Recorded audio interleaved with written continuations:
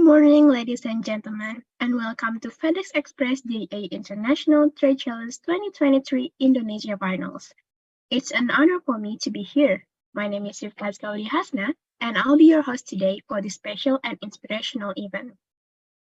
First and foremost, allow me to give a warm welcome to our special guests who always commit to give unwavering support Indonesian young generation to have entrepreneurial spirit and global mindset. Welcome, Mr. Garrett Thompson, Managing Director, FedEx Express Indonesia, and Mr. Robert Gardiner, Academic Advisor and Operation Council, Prestasi Junior Indonesia. I would like to welcome the principals, teachers, and all participants from 10 high schools and vocational schools comprised of 10 teams. Please turn on your camera when I mention your respective group, and I want you to express your feeling about today's competition in one word in the chat box. The first team is Wave from SMAS Pancabudi Medan. The next is Weki Meki from SMAN 1 Krian. The next is Forlan from SMAN 3 Semarang. The next is Dirandra Pandega from SMAN 1 Wonosobo. The next is The Coupler from Australian Intercultural School Batam.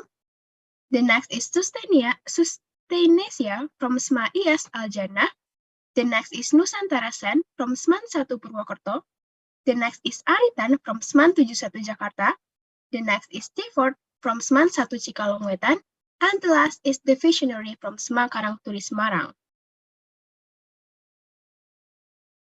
Okay, and not to forget, I want to say hello to all supporters and audience who are joining us from the YouTube.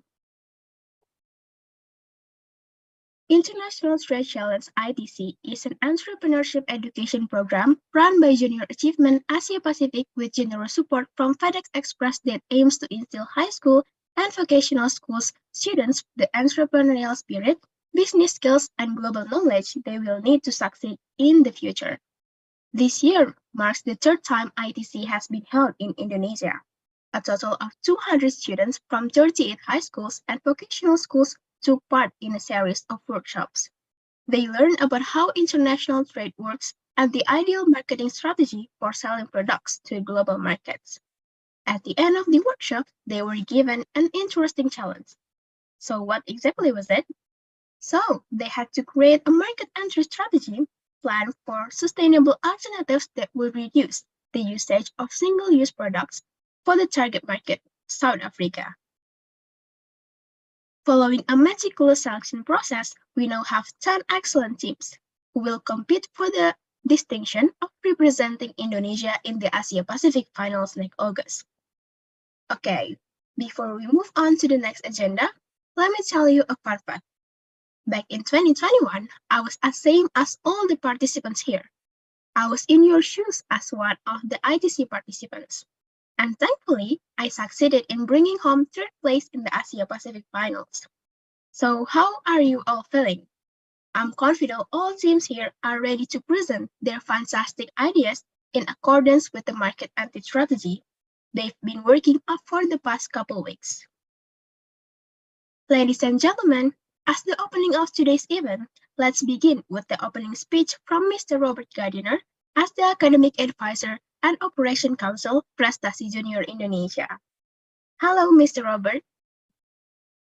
Hello, good morning, Rifi. Good to see you again. Oh, Juara Satu, you were number 1 in Indonesia in 2021, and then you traveled Asia Pacific for Juara 3. Wow. I'm the third finalist also in the Indonesia, and then I'll be the third finalist in the Asia Pacific also. Fantastic. Terima kasih banyak untuk kembali and MC hari ini. Yang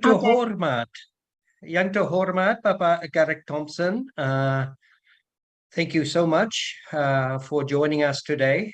Not only, Garrett Thompson is the Managing Director of FedEx Express Indonesia. He's not only providing opening remarks, but Garrett is anggota juri, one of the judges for the competition today. So thank you so much, Garrett, for giving up your time, a true example of fine commitment in supporting young people here in Indonesia. Yang terhormat Dr. Engineer Kiki Yudiati, Dirjen, Director General of Vocational Education, the Ministry of Education, Research and Technology in the Republic of Indonesia. Terima kasih banyak for the support from the Ministry of Education. Bapak Ibu Kepala Sekolah, Bapak Ibu Guru, terima kasih supporting the program. Dan khususnya anggota tim dari 10 sekolah, 2 orang setiap tim. Jadi kita punya 10 tim masuk kompetisi hari ini. Now, the teams are from luar biasa. Medan, Krian, Semarang, Wonosobo datang juga hari ini. Batam, Depok, Purwokerto, Jakarta, Bandung. Luar biasa. Ada banyak lokasi di Indonesia masuk kompetisi hari ini. Now, of course, Rifka Sudabalang has already stated the challenge. Creating a market strategy for sustainable alternatives, which will reduce the use of single-use products for the country of South Africa, Afrika Selatan. Jadi, hari ini kita punya very special members of our jury team. Not only is Garrick joining us, but we also have special people from the team. Tony Hendriawan. Tony is head of Indonesian Trade Promotion in Johannesburg, South Africa. Itu sekarang di Afrika Selatan jam 3:30 AM. 3:30 in the morning, and he's joining us. Terima kasih banyak komitmen dari Pak Tony, luar biasa. Dan ada Lena Carolina, founder Sustainable Indonesia dari Jakarta. Terima kasih banyak Lena untuk datang hari ini. Dan Nina Azara, environmental youth activists. Jadi kita punya complete resource base on our team of judges today. Now, we would like to wish you all the very best for your presentation, addressing the challenge. Ada tim yang terbaik dari Indonesia akan punya kesempatan untuk masuk kompetisi Asia Pacific bulan depan. You can call yourselves if you win. Kalau menang hari ini atau juara 2-3, the champion teams from Indonesia for the FedEx International Trade Challenge, and you can say that you represent Indonesia in an international event, just like Rifka has done in an international event with 10 negara lain and across the Asia Pacific area. This would not have happened without the support of FedEx. So thank you very much, FedEx Express, for providing the opportunity for young Indonesians to grow. Tidak ada business lain punya fokus untuk promosi idea international trade seperti FedEx Express. This is quite amazing, actually. And I'm sure that setiap tim hari ini punya ide luar biasa, sangat-sangat inovatif. Ada banyak research juga di belakang itu, ide dan presentasi luar biasa juga hari ini. So, terima kasih banyak. Kembali ke Rifka, selamat sukses untuk teman-teman. Okay, thank you so much, Mr. Rob, for the opening speech. Okay, as we know, and as Pak Robert mentioned, as you know, this initiative can be successfully conducted because of the massive support from FedEx Express. So allow me to invite Mr. Garrick Thompson, Managing Director of FedEx Express Indonesia. Hello, Mr. Garrick. Selamat pagi. Selamat pagi. Okay, Mr. Garrick, the time is yours. Terima kasih. So look, thank you first and foremost, and to all that are on the call today, our friends from Junior Achievement, our educators, our students, esteemed judges, ladies and gentlemen, welcome to the FedEx Express Junior Achievement International Trade Challenge Indonesia Finals. It's a great pleasure to have you all at today's very special event as we once again have the opportunity to recognize and celebrate the talent and the potential that we have here amongst our Indonesian students. As mentioned by Robert, since 2021, the FedEx Express JA International Trade Challenge has been a true mission here for us to help develop the entrepreneurial skills of our secondary school students in Indonesia. The platform gives students such as yourselves an opportunity to meet with fellow young achievers, inspiring business leaders, and also industry practitioners. To all of our finalists this year, first and foremost, we congratulate you for winning out over more than 100 teams who have competed for slots at the finals today. You've come a long way, and you should be very proud of what you've achieved so far. Our FedEx Indonesia volunteers who worked with you during the workshops are honored to be a part of this journey together with you. At FedEx, we believe that today's evolving economic environment presents great opportunities for businesses, particularly for our small and medium enterprise businesses, which is such an important part of our economy here in Indonesia. And this is one of the reasons why FedEx strongly supports entrepreneurship. Together with JA, our ITC program has been empowering thousands of young people right through the Asia Pacific, Middle East, and Africa region with the education and skills that are needed to thrive in global trade. And we're very, very proud of the partnership that we have together with Junior Achievement to inspire and help educate the country's future business leaders.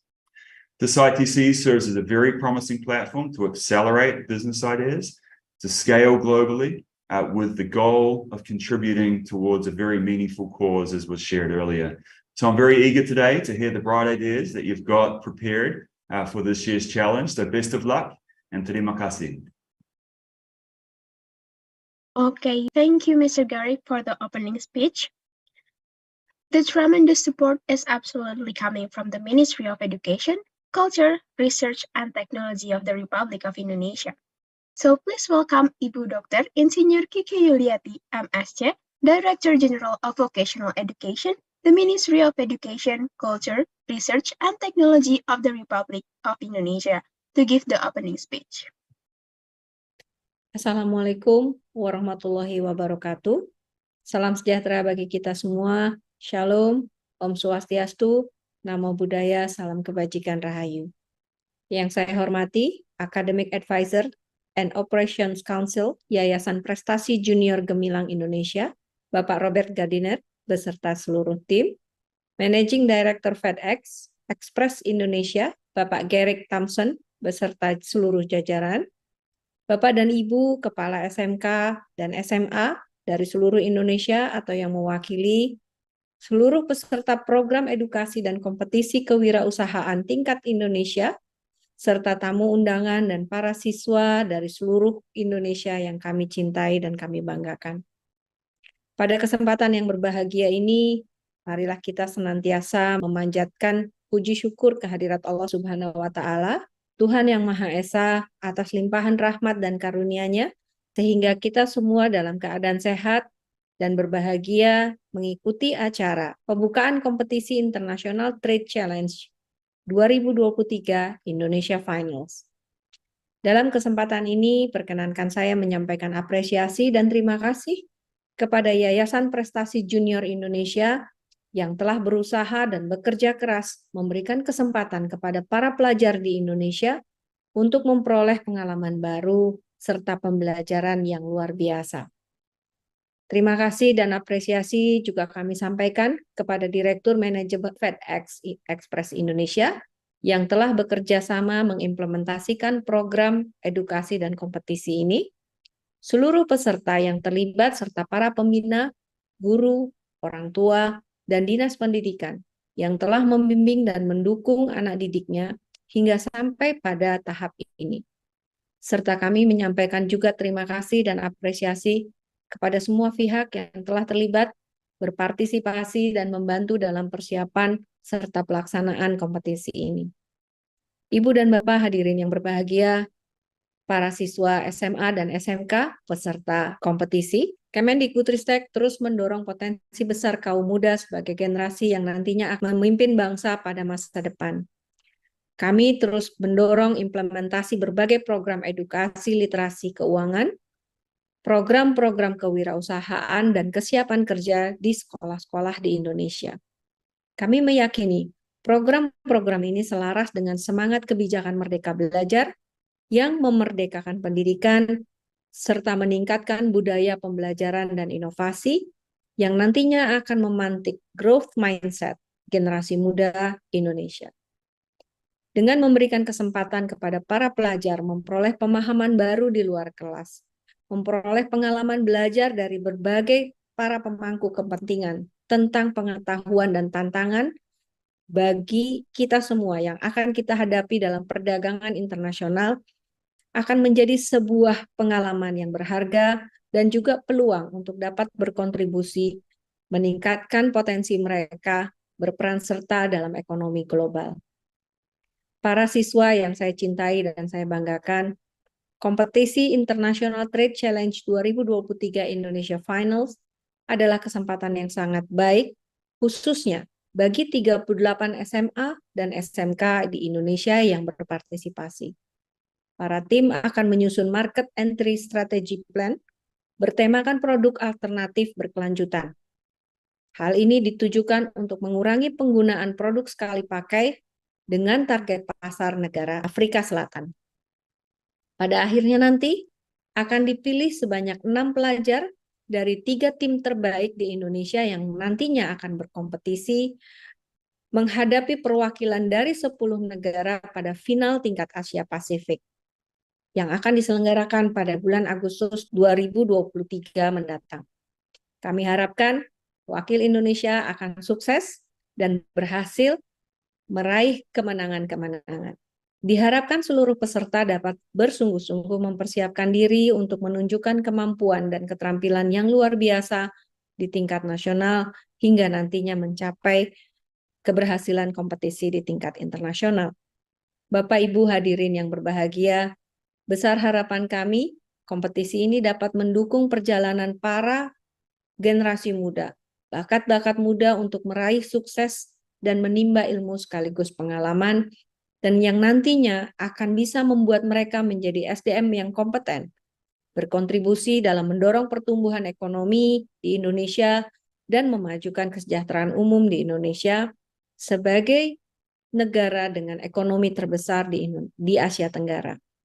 Demikian sambutan kami, selamat berkompetisi adik-adik siswa, mari tunjukkan kemampuan terbaik Anda, sikap sportivitas, orisinalitas, dan kualitas. Semoga prestasi yang diraih nanti dapat menginspirasi generasi muda Indonesia untuk terus berprestasi dan mengharumkan nama Indonesia. Wassalamualaikum warahmatullahi wabarakatuh. Om Santi Santi Om, Namo Buddhaya. Thank you, Ibu Kiki, for the opening speech. These are the inspiring speeches from Prestasi Juri Indonesia, FedEx Express, and the Ministry of Education, Culture, Research, and Technology of the Republic of Indonesia. Ladies and gentlemen, as we all know, as an outcome of the series of learnings and the process of completing the challenge, 200 students from 38 high schools and vocational schools have obtained deeper knowledge of international trade. And now, we have 10 teams that are more than prepared to perform today.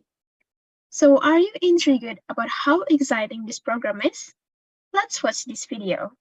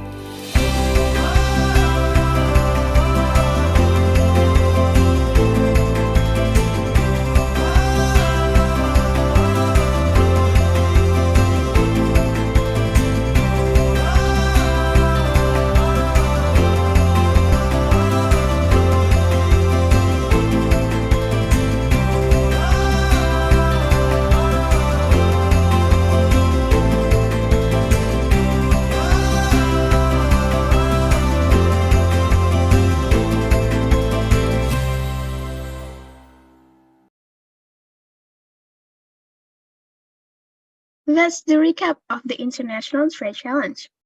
Ladies and gentlemen, before we go to the main session, the final presentation and assessment, we would like to invite all participants here, the distinguished guests, the honorable judges, and the finalists to turn on the camera, so that we can capture some memories of today's event. Our team will capture it 3 times, and I will lead this photo session. Okay, first, for the first screen, ready? 1, 2, 3. Okay, for the next screen. 1, 2, 3. Okay, the last screen. Okay, so there's only 2 screens. Thank you for the camera. Now that we've arrived at the long-awaited session, everything feels incomplete unless we give the honored judges the finest welcome.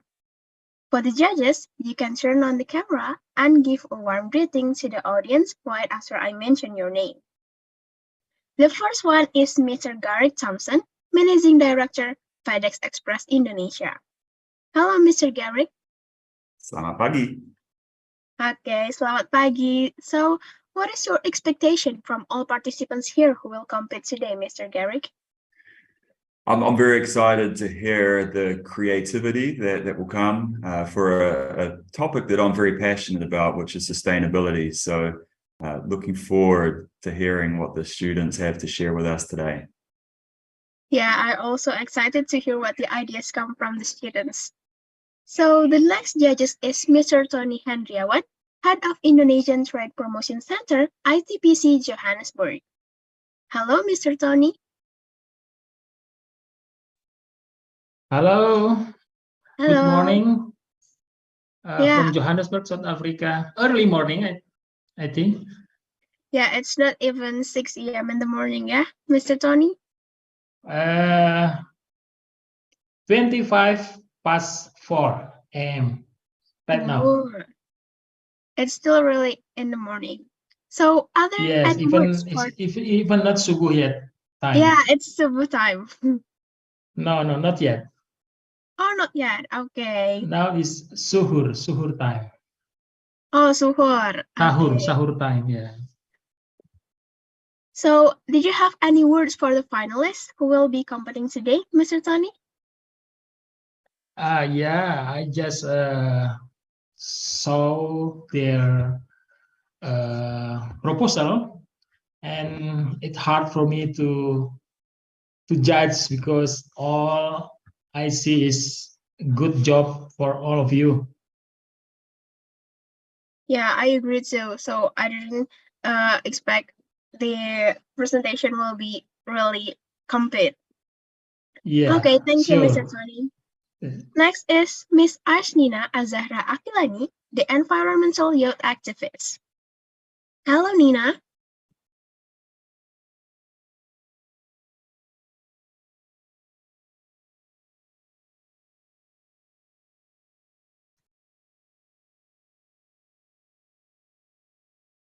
Yeah. Hello.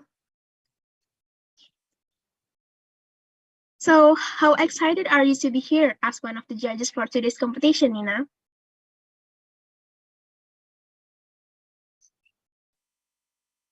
I'm sorry, but your sound is...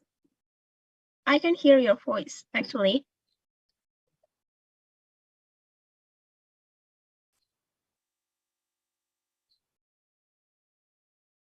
We still can't hear you.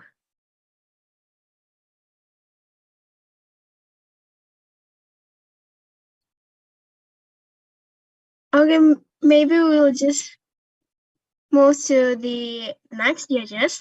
Miss Lena Carolina, founders of Sustainable Indonesia. Hello, Miss Lena. Halo. Selamat pagi. Hello, Miss Lena. Pagi. Selamat pagi juga.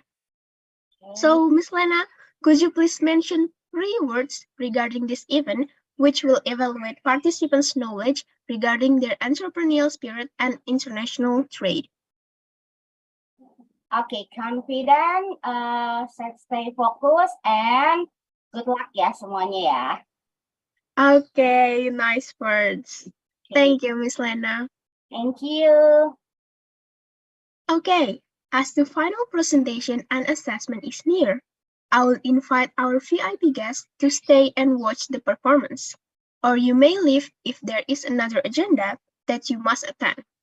Thank you very much for your generous support to this event. So, before we begin the final presentation, we would like to remind all presenting finalists of some important rules of the competition. First, the presentation order is, the first one is Wave from Smas Pancabudi Medan. The second is Weki Meki from Sman 1 Krian. The next is Forlan from Sman 3 Semarang. The fourth is Dirandra Pandega from Sman 1 Wonosobo. The fifth is The Kelper from Australian Intercultural School Batam. The sixth is Sustainasia from Smas IAS Al Jannah. The seventh is Nusantara Sen from Sman 1 Purwokerto. The eighth is Aritan from Sman 71 Jakarta. The ninth is Jefford from Sman 1 Cikalong Wetan. And the tenth, or the last one, is The Visionary from Sma Karangturi Semarang. So, each team will have 4 minutes to do live presentation. Please start your presentation early after I say you may start your presentation.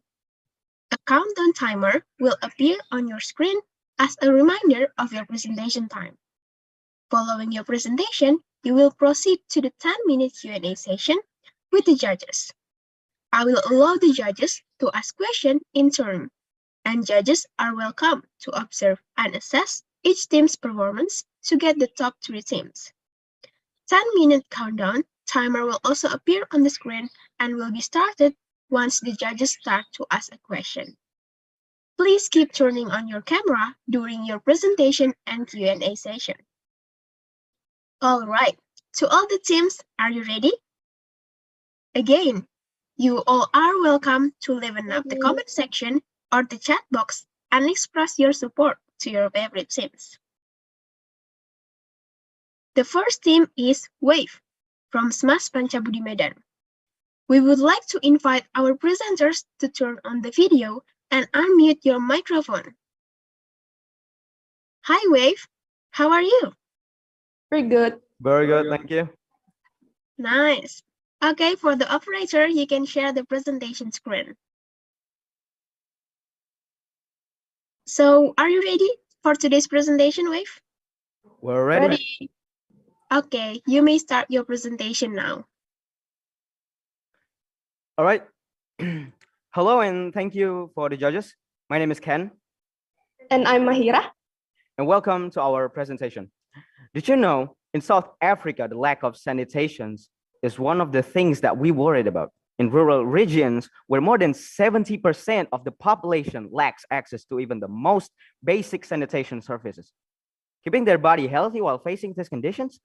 And that's when the idea of Wave becomes true.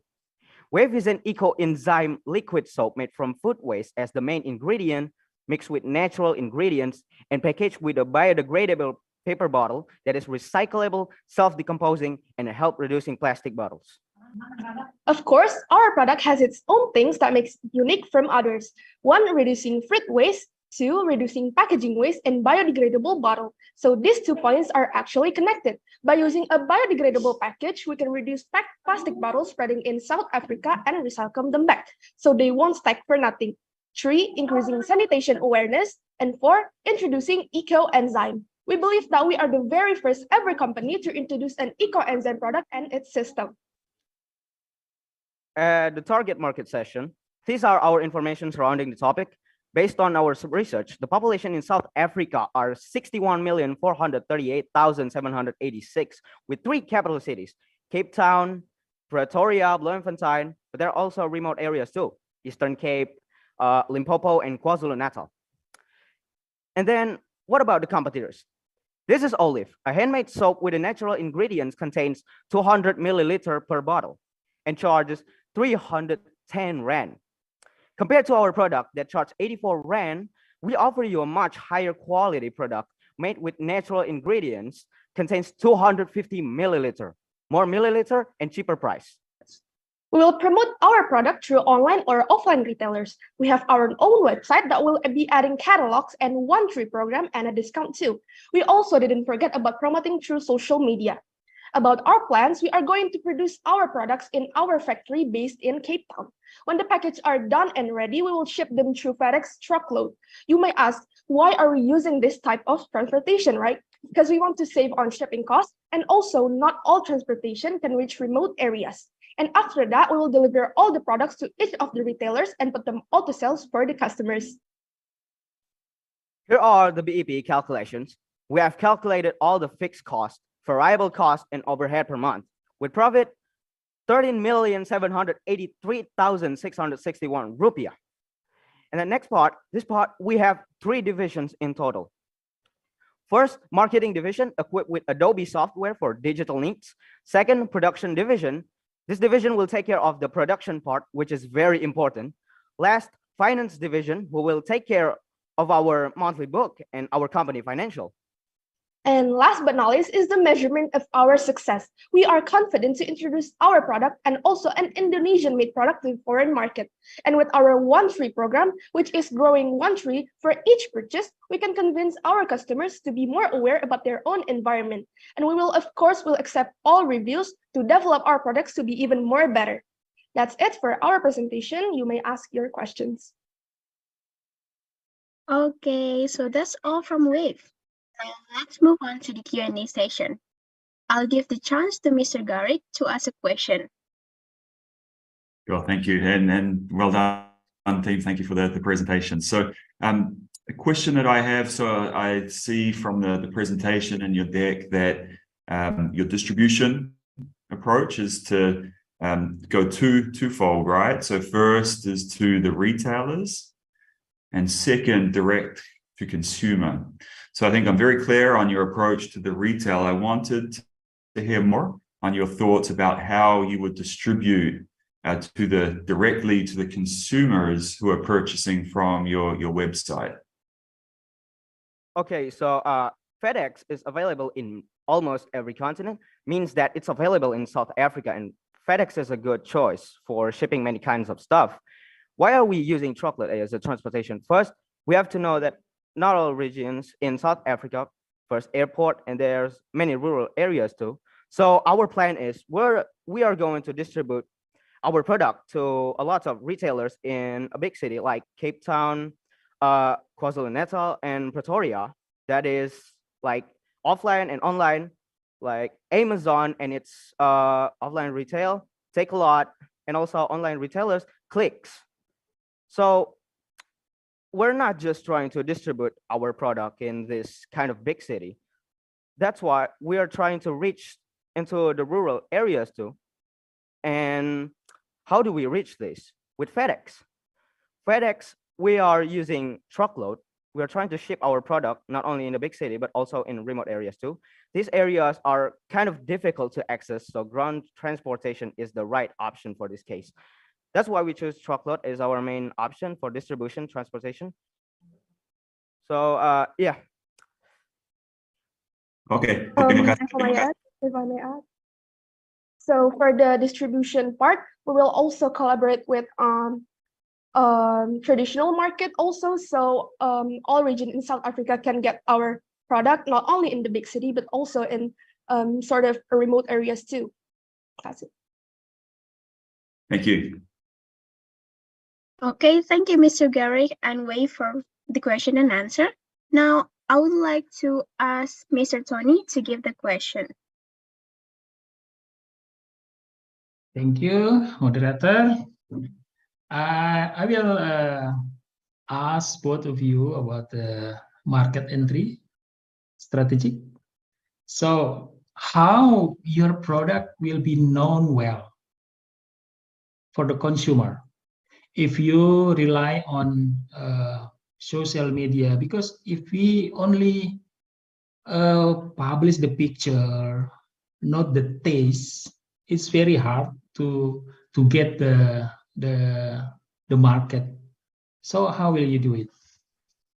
Okay, so a lot of South African youngsters are blending with European society. They tend to like modern looking stuff and probably minimalist. And of course, lots of them are blending with the internet society too.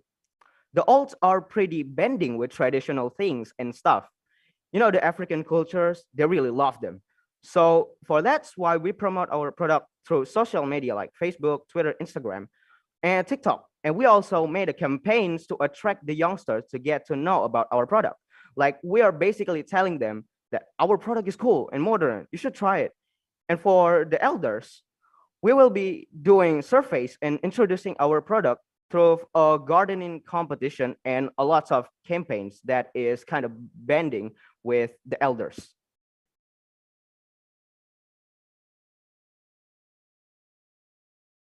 Thank you.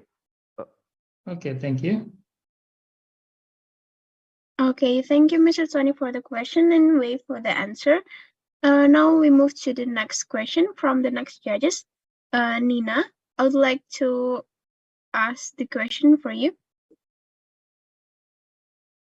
You may give the question to the wave.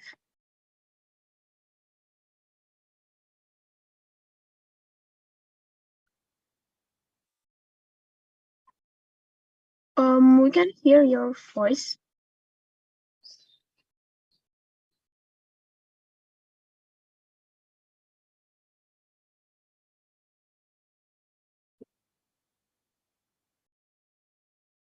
Okay, maybe we will move to the next judges first. So, Miss Lena, I would like to ask you to give the question first.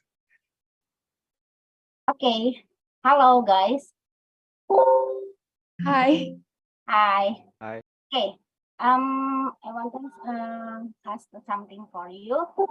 Jadi kalau sampah itu kan emang isu yang sangat ini ya, sangat dipengaruhi oleh produk, apalagi produk-produk kalian ini.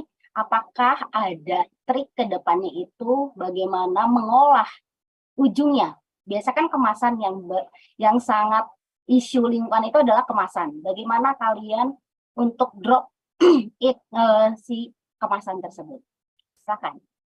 Okay, so the packaging that we are using is not plastic bottles like all other soap in the market. So we are using a biodegradable paper bottle that is made from paper waste. So we are using the waste to make our bottle. After using the paper bottle, the bottle can be composted and also easily dissolved. But we are trying our best to make the liquid soap inside the bottle is strong enough to contain the inside. So it can be compostable, but also strong enough to contain the inside. Okay, thank you. Okay, thank you, Miss Lena, for the question and wait for the answer. So, Nina already gave the question in the chat box. Okay. The question is, how will you maintain sustainable supply of raw material to make your product? Or this one, how can you maintain the quality of the product while it is stored in a paper-based bottle? Is it 1% paper or it will still contain plastic? So you may answer the first question and the next question.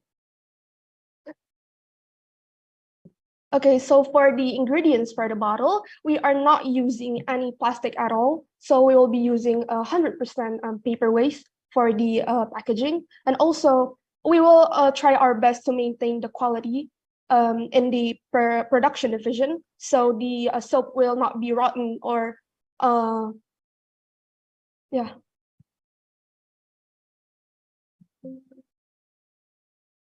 Okay, that's the answer. Has it answered the question, Nina? Okay, I think it's a yes. So maybe there are another question from Mr. Garrick again. Sure. Just want to spend or ask a question around the financials. So thank you for the breakdown and the pre-read. I liked how you split out the variable versus the fixed cost, which is very important in running a business. And I noted that you had projected a 20% margin. And, you know, the question I wanted to ask is, I also noted in the promotion that you have quite an extensive marketing campaign and some costs there, but also potentially a 15% discount for loyal customers. Just talk me through the thinking behind the 15% discount as it relates to the 20% profit margin.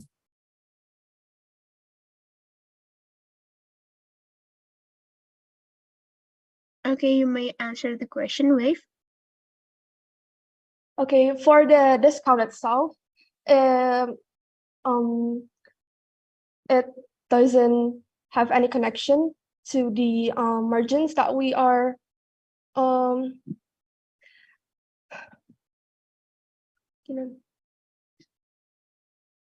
so the discount are for the our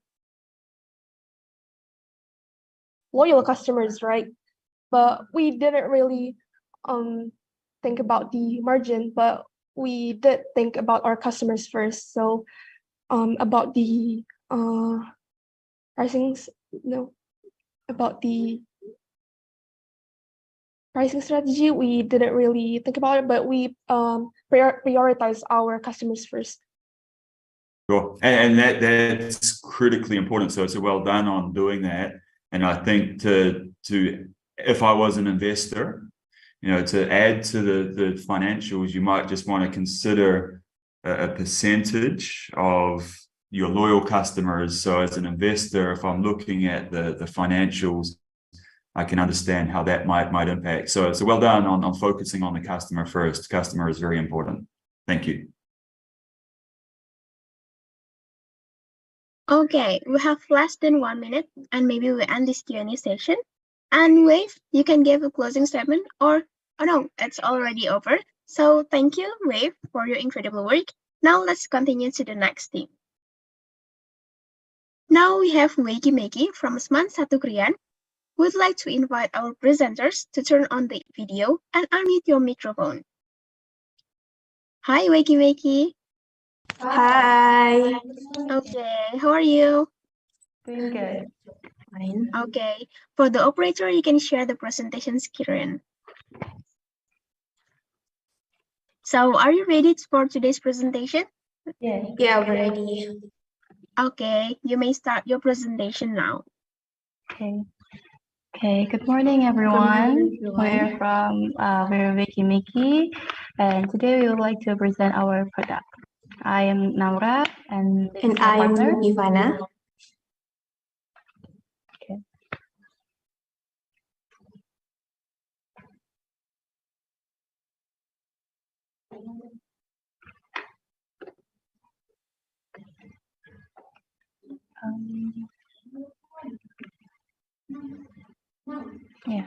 Okay. A survey reported that coffee consumption in South Africa during 2019 and 2017 came to a total of approximately 589,000 times 60 kilogram bags. And during 2019 and 2020, this rose to a total of 675,000 times 60 kilogram bags. And there are thought to be over 150 coffee shops in the country. Due to the increased culture of drinking coffee in South Africa, and rising coffee shop has created an enormous amount of paper coffee cup trash that is circulated. Okay, the Wake Cup is edible coffee cup made from the highest quality sorghum locally sourced from Indonesia.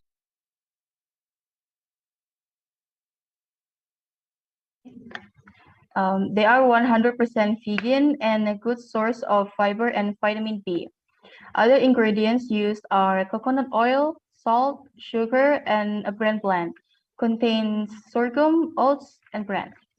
The cup can last for up to 8 hours at room temperature and can last for up to 6 months while still in packaging.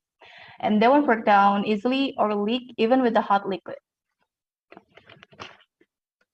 The demographic segmentation of our product target potential customer is 18 to 50 years old, both men and women who like drinking coffee. Geographical segmentation of this product target people who live in urban and rural areas with the existence of edible coffee cups that are claimed to help reduce the amount of coffee cup trash circulating around South Africa. with grand price to distributor of 75.40 and our net price is 81.2. We believe the price of the product we offer are quite affordable.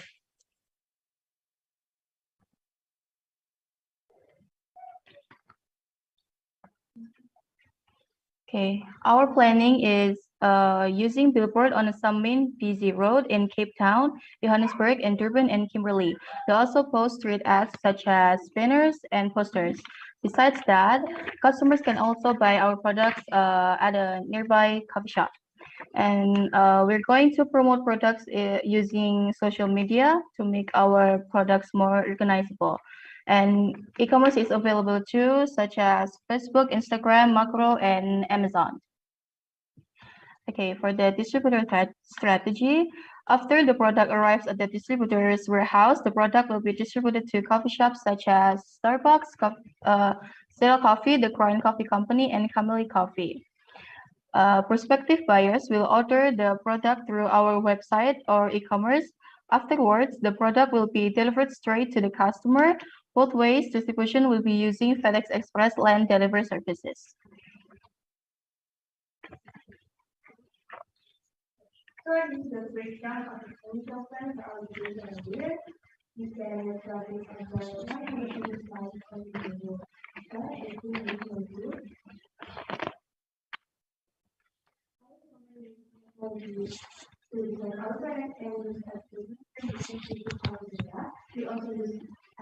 Okay, sorry, but the time is up.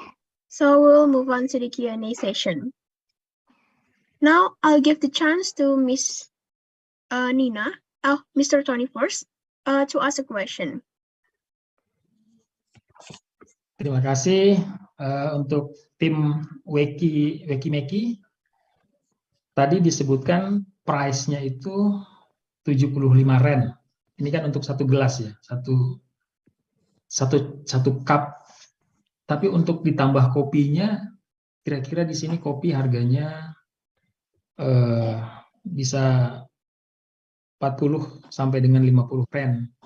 Jadi bagaimana untuk konsumsi itu kan nanti konsumen akan membeli cupnya, harga itu kan dibebankan ke konsumen. Dia membeli cupnya sekaligus kopinya. Apakah harga ini nggak terlalu tinggi? Itu yang pertama. Yang kedua, kalau kita melakukan branding atau iklan lewat gambar, lewat media sosial, mungkin lewat iklan, bagaimana konsumen tahu bahwa produk ini kalau misalnya dimakan itu enak. Kalau misalnya dipakai untuk kopi itu misalnya nggak ada baunya dan sebagainya. Bagaimana tim Woki Meki melakukan hal itu? Terima kasih.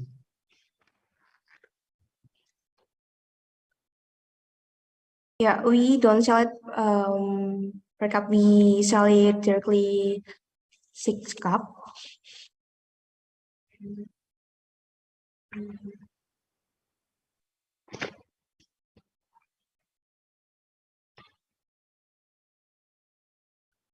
Okay, you're done answering the question, Wiki.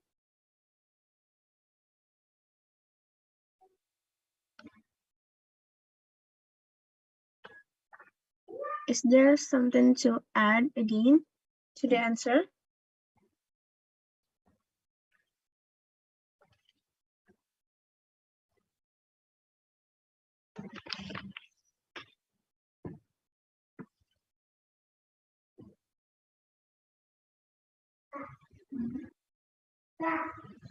Oke, Meki, bagaimana memperkenalkan produk kalian kepada konsumen? Karena ini kan edible ya. Edible berarti kan bisa dimakan. Kalau hanya berdasarkan iklan aja, media sosial kan nggak bisa, karena itu hanya gambar, hanya image. Apa yang akan kalian lakukan?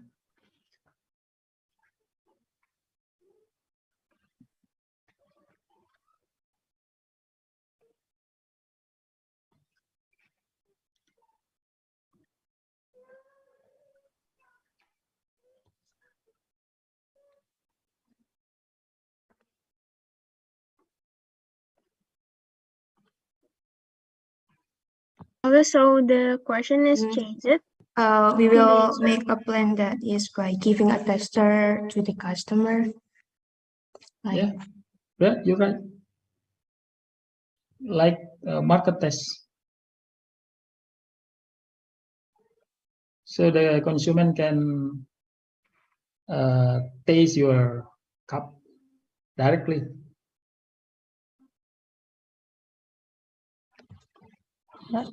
Yep. You can participate in exhibition. So you can meet with the exhibition, pameran. So you can meet with the consumer directly, face to face.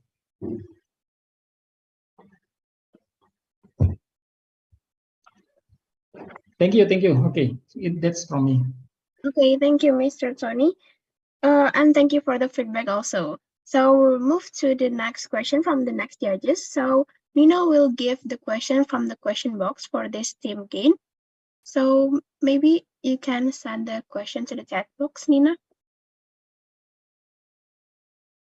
Okay, the question is how long it takes to break down.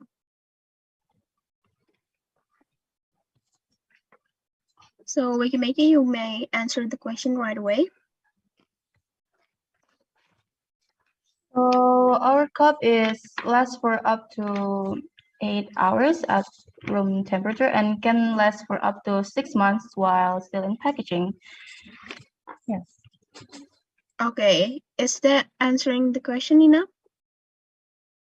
Okay, so we will move to the next judges.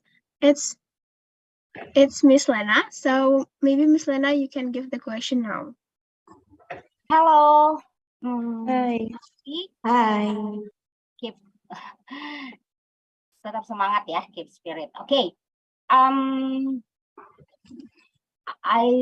Okay. How can it be enjoyed by all levels your product, because there is an issue of sustainable product itu that cannot be reached by the lower middle class, and then this will become a big problem in the future, guys.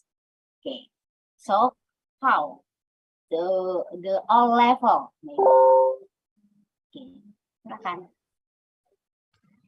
I'm sorry, can you repeat the question? Okay, how can your product be enjoyed by all level, and then because there is an issue of sustainable products that cannot be reached by the lower middle level, then this will become a big problem in the future.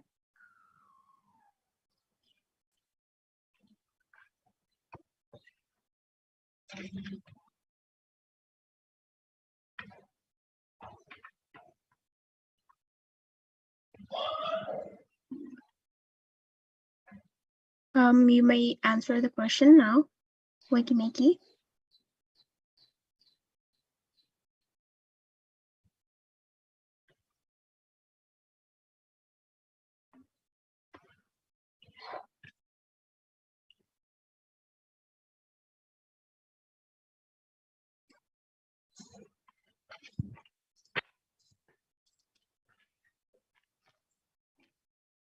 Oke, guys, produk ini cukup menarik sebenarnya ya, apalagi edible. Ini merupakan hal yang inovasi baik ya. Tapi apakah ini bisa dinikmati oleh semua level? Karena kalau terlalu mahal, tidak semua level itu akan bisa menikmati produk tersebut. Satu itu, yang kedua adalah kalau produk tersebut hanya sebagian level saja, maka mindset orang-orang mengatakan bahwa sustainable life atau sustainable living itu hanya segmennya level tertentu saja. Jadi bagaimana produk kalian ini bisa untuk dinikmati oleh semua level? Karena kedepannya itu akan menjadi problem besar kalau kita tidak memperhatikan produk ini itu hanya untuk beberapa segmen pasarnya.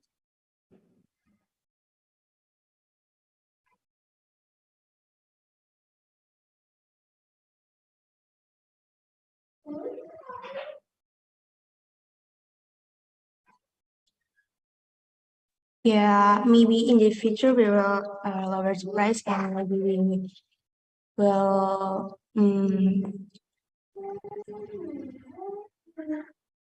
collaboration with big company coffee shop.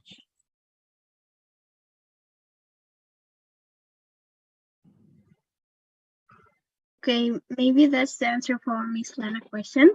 I hope that's answered the question, Miss Lena. So there's one more question from Nina. It is, how long can this edible cup hold hot and cold drinks?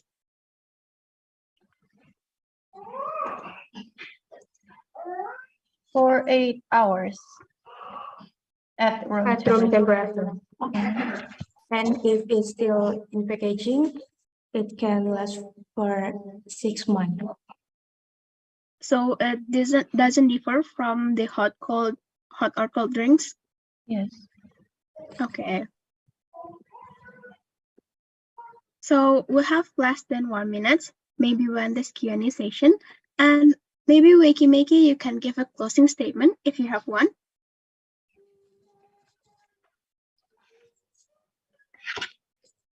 Okay, there's no. So, okay, thank you. We will move to the next team. So here we have Portland from SMAN 3 Semarang. We would like to invite our presenters to turn on the video and unmute your microphone. Hi, Portland. Hi. How are you? I'm fine, thank you. Really great, thank you. Okay, both of you are great. So, okay, for the operator, you can share the presentation screen. Are you ready for today's presentation, Portland? Okay. Ready? Okay, you may start your presentation now. Good morning, ladies and gentlemen. I'm Frida and my partner Azalia. We are from Thailand. Did you know that over 70% of people in South Africa are under 13? Younger people prefer beauty and personal care products because they want to invest in their appearance and fashion trends. According to the Minder Foundation, the cosmetic sector creates over 120 billion packaging every single year. This is such a waste that ends up in landfills.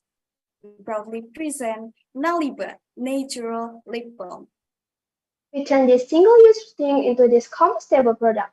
This packaging is made of cardboard material, so it is eco-friendly and the warm wooden color increases product appearance.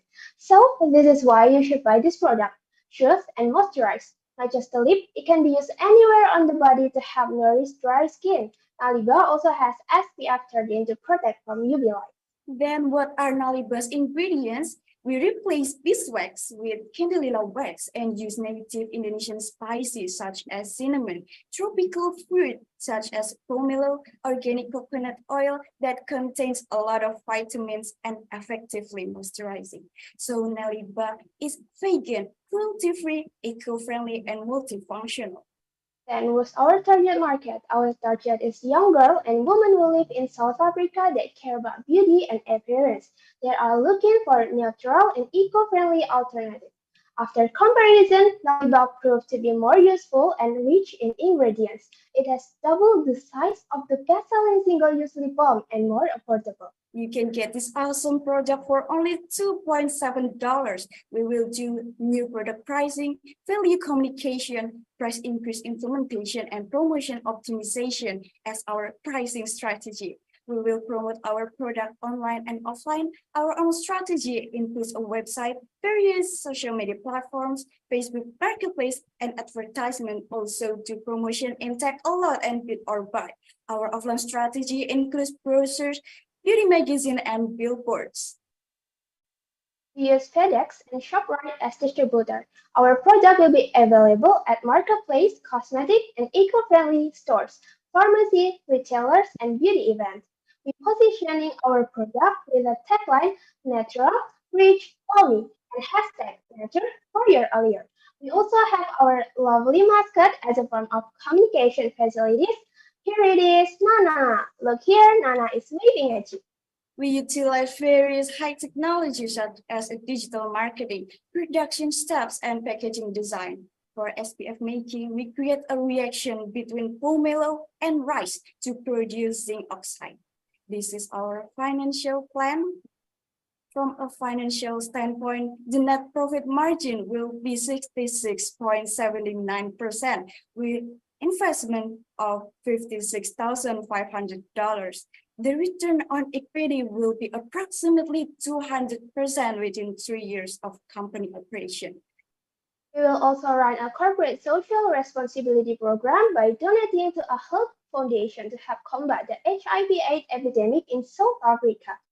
This is the project timeline, including production, distribution, promotion, and development. We measure our success by niche market, brand awareness, sales and revenue, supply development, and management system. That's all from us. Thank you for your attention. Now, Liba, go for the better way. Go get get your Liba. number. Bye-bye. Okay, thank you. So that's all from Portland. Now let's move on to the Q&A session. I'll give the chance to Mr. Garrick to ask a question. Terima kasih. First, great presentation. Thank you for sharing. I like the lead-in, the introduction, framed the product well. So great job. Question I have is about the ingredients. They appeal obviously to people here in Indonesia. Can you share a little bit around the thinking behind identifying those ingredients for the South African market? Okay, we aim that we use a lot of ingredients, and also mostly all of the ingredients are Indonesian native ingredients, and we are selectively careful to search the ingredients so that we make sure that our ingredients has a good quality.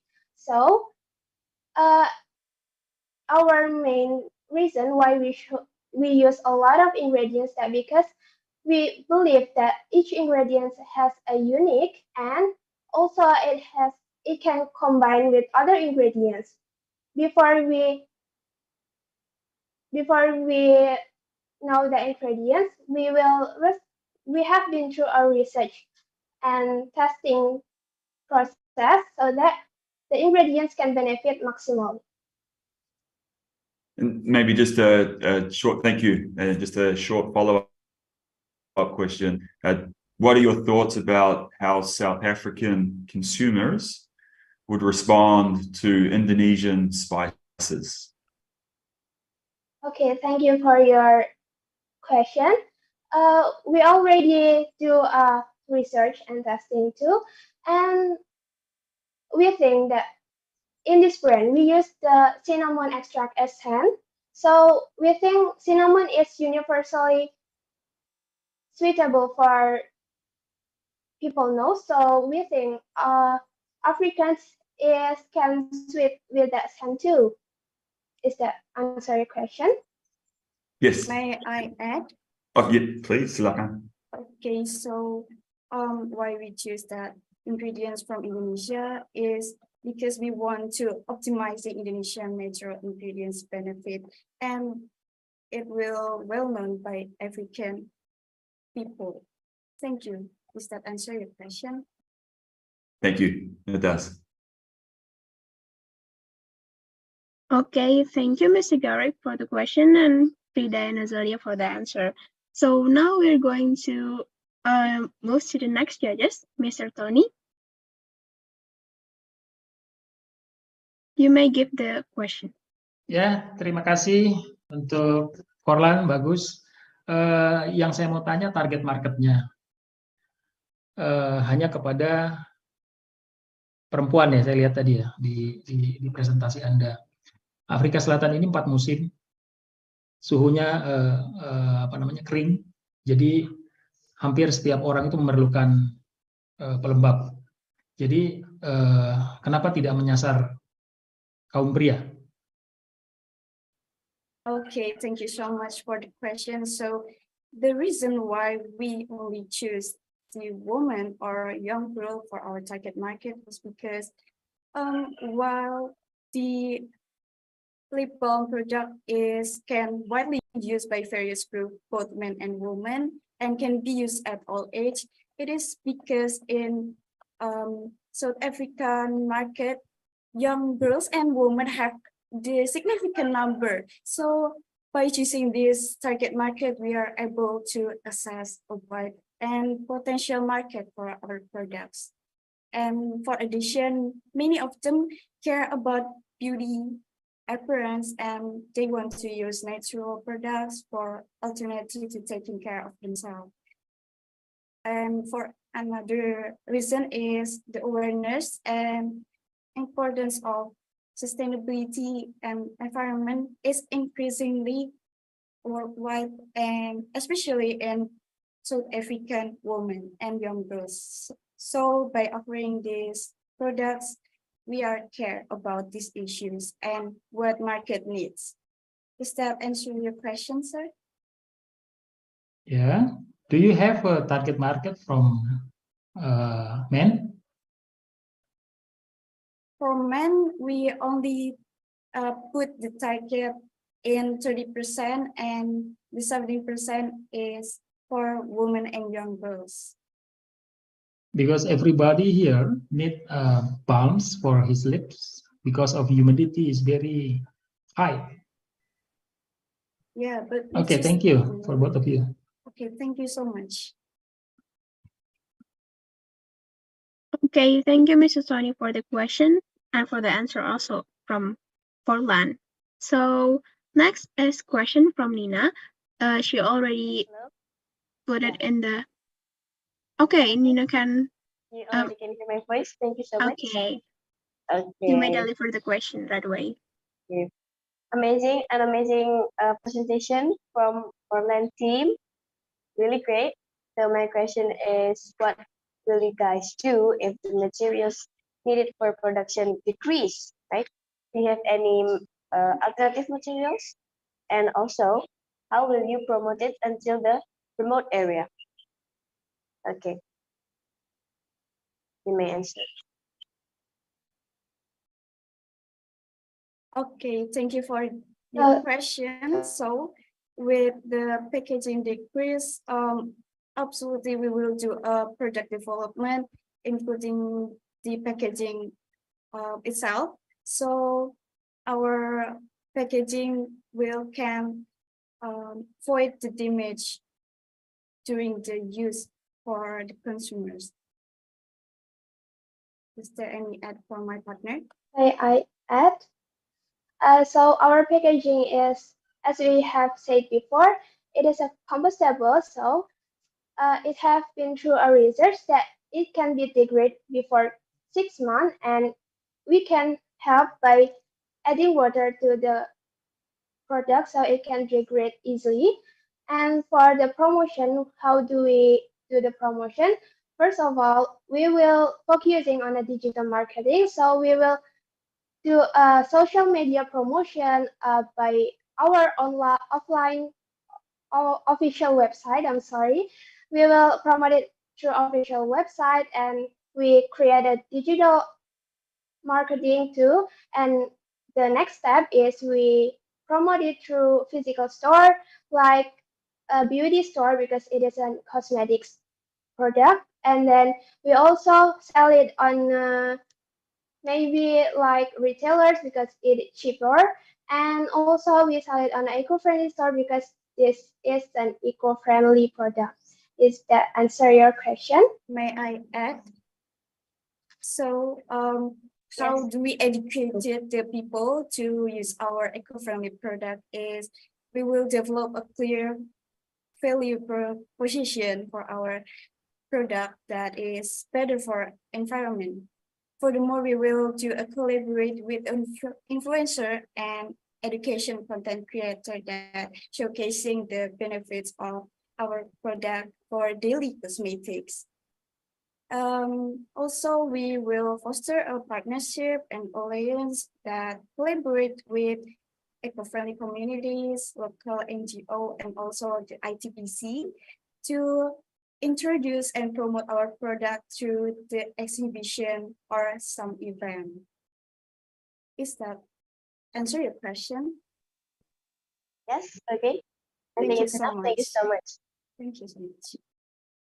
Okay, thank you, Nina, for the question and for the answer. So we have still time. So I will ask Miss Lena to give the question now.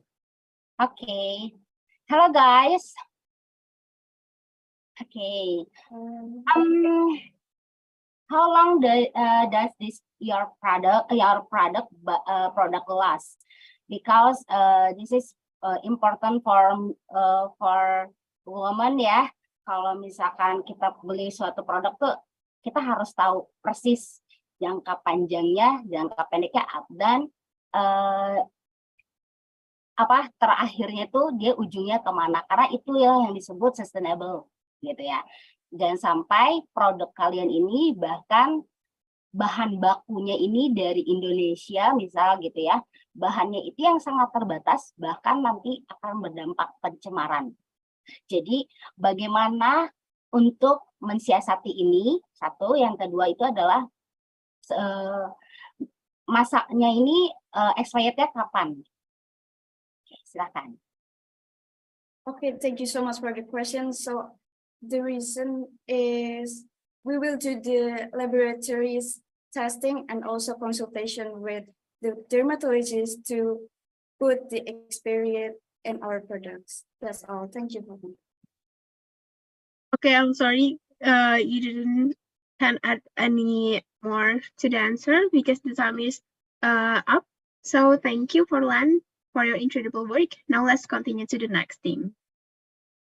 So now we have Dirandra Pandega from Seman 1 Wonosobo. We'd like to invite our presenters to turn on the video and unmute your microphone. Okay, hi. Hello. Okay, how are you? We're doing great, thank you. Okay, nice. So for the operator, you can share the presentation screen. Okay, so are you ready for today's presentation? Yes, we are. Yes, we're ready. Okay, you may start your presentation now. Good morning to the honorable judges and all of the audience here. We are the Dirandra Pandega team from SMA Negeri 1 Wonosobo. I am Viva and there is David. It is a really big pleasure to be here, so at this very special occasion, we would like to present our market entry strategy plan with COFO, a biodegradable foam from coconut coir and cornstarch. But what is COFO? So basically, COFO is an organic, natural, and farm material friendly and 100% compostable packaging material with coconut coir based and cornstarch. Our goal here is to reduce any single-use packaging material that may damage the environment. In addition, we also want to invite several companies to switch to packaging products that are more environmentally friendly. Then we choose COFOAM to substitute styrofoam. That's because styrofoam that commonly used in our earth isn't healthy. In the production process, styrofoam releases millions of emissions. Then after use, styrofoam also need million years to decompose, and that's of course not eco-friendly. So with COFOAM, we can replace styrofoam and ignore the various bad effects. Of course, that's because COFOAM is more eco-friendly. Last year, in South Africa, more than 5,500 tons of PS or polystyrene were recycled. Polystyrene is the most frequently used material for packaging and product material. Extended packaging polymers like PS have steadfast year-over-year growth in the end market. However, most of our target market is a company that requires extra packaging security with materials that are more environmentally friendly. We come to our pricing strategy. Our GOS per box is around $67. With shipping, packaging, tax, and 15% of profit, our final selling price is around $122.4 for 3 until 4 kilograms. After comparing with our competitor, our product is cheaper and we will plan to sell it in the maintenance price. For the promotion strategy, we are creating a strong branding to attract attention with word of mouth, creating any content in several social media, a website, spreading email marketing, attending and making any special events, webinars, and lastly, joining in the international trade exhibition. For the placing and distribution, we are using a selective type of placing strategy with direct and indirect distribution. For B2Bs, we can form a partnership with several companies that need a protective packaging. And for B2Cs, we are going to make a website and social media accounts to get contact with our customers, such as Internet Craft Art, and available in several e-commerce that are widely used there, like Tequila.com. We come to our financial plan. With total of $86,250 of initial investment, we plan to reach break-even point in 3 years. After PEB distribution, we can get around 14% of profit, and that's considerably good according to the other competitors. Technological innovation is very influential in the progression of our products to be more environmentally friendly, so that the use of fossil fuels can be replaced with renewable energy that are more environmentally friendly. But not only in the production process, also in the promotion and distribution process. We talk about our project timeline. After we finish this business plan, we plan to perfect our product in 3 next months until the 3rd week of September for launching day. After several years, we can measure our success. For short term, we want feedback, innovation, and increase the amount of distribution. For long term, we want our product become a trend to combine eco-friendly environment, full factory in South Africa, and of course, expand our market to the other countries. That's all our presentation. Thank you. Okay, so that's all from Dirandra Pandega. Thank you for the presentation. We will move to the Q&A session. I'll give the chance to Mr. Garrick again to ask the question. Sure, thank you. Well done, team. I think a very practical product that addresses a global challenge that we have, right? The question I have is just to understand a little bit more around manufacturing. So if you could share where you plan to manufacture the product and why. Okay, thank you so much for the question, Mr. Gerald Thompson. For the manufacturing process, we will carry out our manufacturing in Indonesia because not only into increasing the human resource skills, also to increase the economic growth in Indonesia. Also because the raw material that we get is also in Indonesia. And according to Kementerian Kementerian Perdagangan or Minister of Trade, Indonesia is the largest country with coconut export production, following with several South Pacific country. But the biggest demand from exported country is the coconut oil and coconut meat. Coconut oil is unfortunately not one of the demand, although it is the thickest part of coconut, and that's why we choose coconut oil.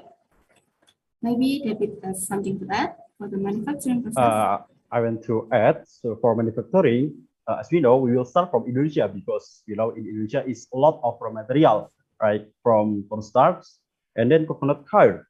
For cornstarch, in Italy, we use common cornstarch that's made in the store for measurement of success in the next year. We plan to change the cornstarch that use corn to make it from waste, so like corn cap or etc. We plan to use it so our product will be cheaper and more easier to be find. That's all. Thank you, and I think that's a great answer. Thank you. Something to consider if this was to grow and scale would be given the nature and the size of the product with maybe a large footprint but very light. Is just that may influence where you would choose to manufacture the product in the future to maybe reduce some of the transportation costs over time. But I think a great product. The other thing I would just share, just with the target market, I think there's an opportunity. You addressed the opportunity with businesses. I think you've got a great opportunity to partner with companies such as FedEx and the transportation industry, who work very closely with manufacturers as well. Thank you. Thank you. Okay, thank you, Mr. Gary, for the question and the feedback. So we will move to the next judges. Mr. Tony, you may ask the question. Ya, terima kasih. Produk yang menarik buat tim COFOM. Tadi disebutkan akan diproduksi di Indonesia. Kalian berpikir nggak kalau misalnya diekspor ke Afrika Selatan itu ada tarif masuknya, jadi dikenakan pajak impor. Ini bagaimana dengan strategi dari COFOM agar harganya itu tetap terjangkau kira-kira gitu, karena tarif ekspor dikenakan oleh Afrika Selatan terhadap produk-produk yang masuk dari seluruh dunia, dan Indonesia belum punya perjanjian perdagangan dengan Afrika Selatan. Ya, terima kasih. Thank you, Mr. Tony, for the question. So, for first, our raw material like cornstarch and then coconut coir. If we build factory in South Africa, as Mr. Tony said in the workshop before, in South Africa isn't a lot of coconut in there. So coconut coir can be less tax than the other raw material. It can be cheaper. And then in the second, for the shipping, we strategy to use a vacuum. Like our products of foam, it's big, but we can make it more less volume. We know in the export is 1 CBM. We can get a lot and more of product in there by the vacuum process, and then use antifungal for our product when it is, it's biodegradable and it is easily to decompose, and then we use antifungal to more make our product protective. Maybe before I can add something. Okay. Why we choose the manufacturing in Indonesia is also because us as a new brand, it is a lot of possibility to fail because there are not so many people that interested in our products in our target market, and the risk is very big to put manufacturing in South Africa. Maybe that's answer the question, sir. Okay, thank you. Thank you. Thank you. Okay, thank you, Mr. Tony, for the question and the great answer from you guys. So the next question came from Nina. Okay. Okay, thank you. Yeah, it's really great and attractive and unique alternative to switch the styrofoam use. But my answer is, if your product compared with the common styrofoam, how heavy is the cold foam product? Is it suitable for food packaging, like for watery or hot food soup? Yeah. Okay, thank you for the question, Nina. So I will answer it. Our product is made from 14 grams of coconut coir, 80 grams of cornstarch, 20 of baking powder, and 115 of water. So it's around not a lot of water because we make it from microwave. So our dough is we put it in a microwave and it will be foam. So comparing with styrofoam in our pricing strategy, our competitor is I mean, it's a lot more heavy and more expensive. That's because our product is around $132.4 for 3 until 4 kilograms. It's mean our product per kilogram is around $30 until $40. For our competitors, like we put it in pricing strategy, is around $167 per kilogram. It's for common styrofoam. For same product as our product is biodegradable foam, it's 132 for 1 kilogram. So it's triple our pricing. And then for peanuts styrofoam, peanuts biofoam, it's more expensive than our product. That's all.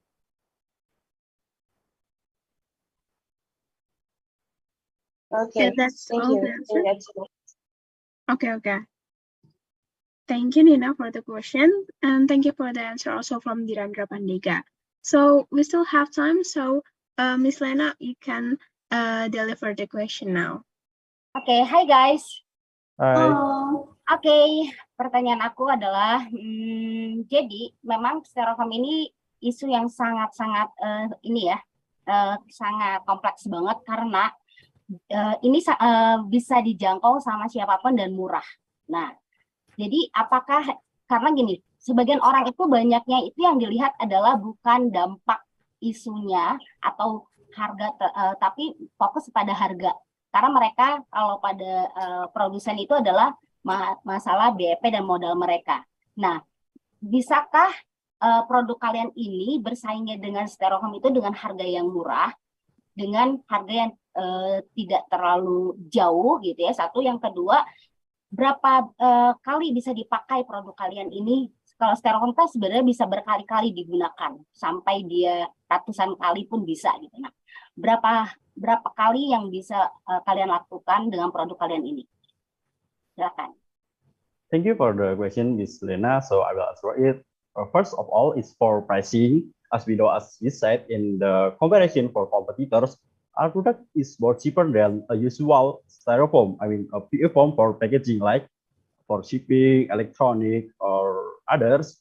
Yeah, it's around, if 1 kilogram of styrofoam, we found it $167. For our product, its prototype, our product per kilogram is around $30 until $40. So it's triple or for more cheaper. And then for usable, our product is made from cornstarch. As we know, as cornstarch is, as long as it's not wet, which cause the starch molecules to bond with hydrogen molecules, cornstarch will not expire. Moreover, if stored in a dry and cool place, cornstarch can hold the heat. So if it's not compared with degradable, it still can use a lot more. And then if degradable, it's friendly to our environment and it can be fertilized. That's all. Thank you, guys. Thank you. Thank you.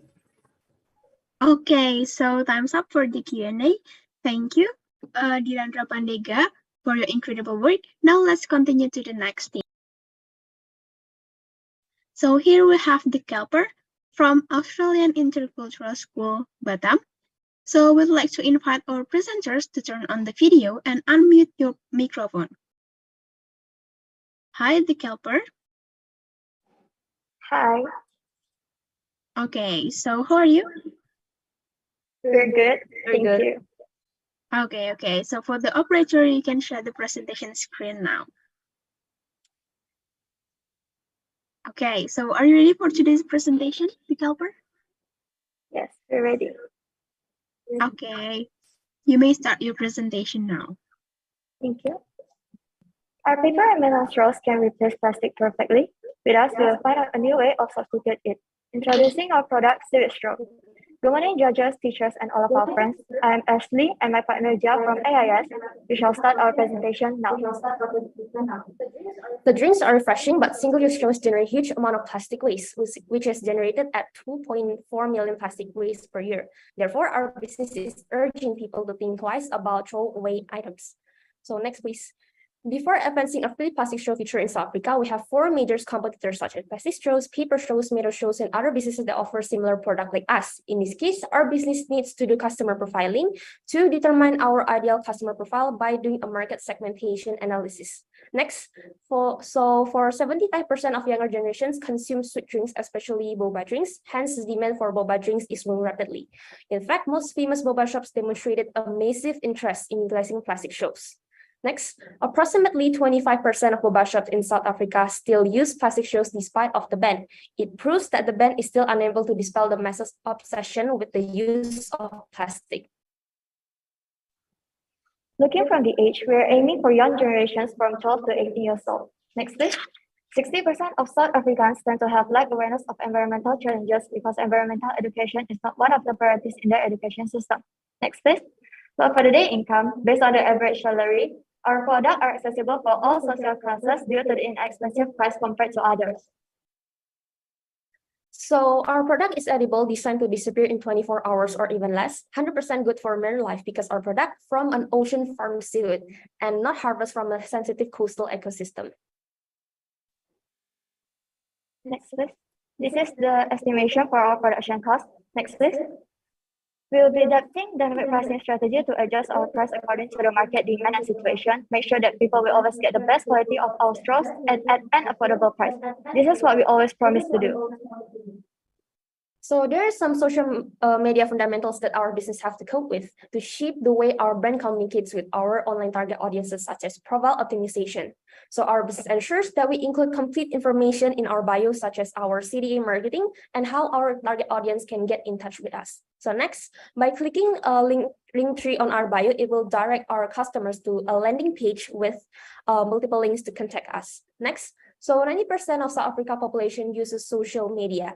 As you can see, YouTube and TikTok generated 80 to 87% users, so it shows as the top player to all social media. Next, because 84% of our audience is exposed to outdoor advertising every day, so we can utilize guerrilla marketing in Cape Town and Johannesburg to attract broader audience. Next, so for our headquarters, Kelpie is based in Indonesia, but we outsourcing with the seaweed company in Morocco as our production company. We ensure during production we had achieved strong QA and QC and push international approval to produce high quality product. Next, we set up both an online and offline distribution strategy. For online distribution, we will primarily focus on e-commerce. Next, for offline distribution, we will distribute to Momo Bubble Tea and Susu Bubble Tea shops. For our transportation, our business will use cargo shipping as our transportation system to cut delivery costs because it only costs $3 per kilo. As what projected in our financial plan, we will create loss in year 1. Reasons why we have created losses because we got bored of work and also lesser time to promote and sell. Nonetheless, we will earn back our profit in year 2 and continuously until year 5, since we have increased our production capacity to offer more straws to the public. For technology, we will utilize our technology to improve production system, product design, digital communication, company advancement, as well as stay ahead in the innovation curve and advance the international market. We have 5 steps to go through our timeline. We are currently in the 3rd step, advancing to the 4th step for market testing in June. Key points to measure our success are increased sales, profit, customer awareness, Okay, and I'm customer sorry, but satisfaction. the time is up. Thank you, Developer. Now let's move on to the Q&A session. I'll give the chance to Mr. Garrick to deliver the question first. Sure. Thank you, team, and a lot of information there. Maybe a piece of advice moving forward would be very good information, identify the very key points, and that can help to get the strong message across, but well presented and a very neat deck. First quick question, and then I'll get into my real question. Why Morocco? Why did you choose Morocco as the production base?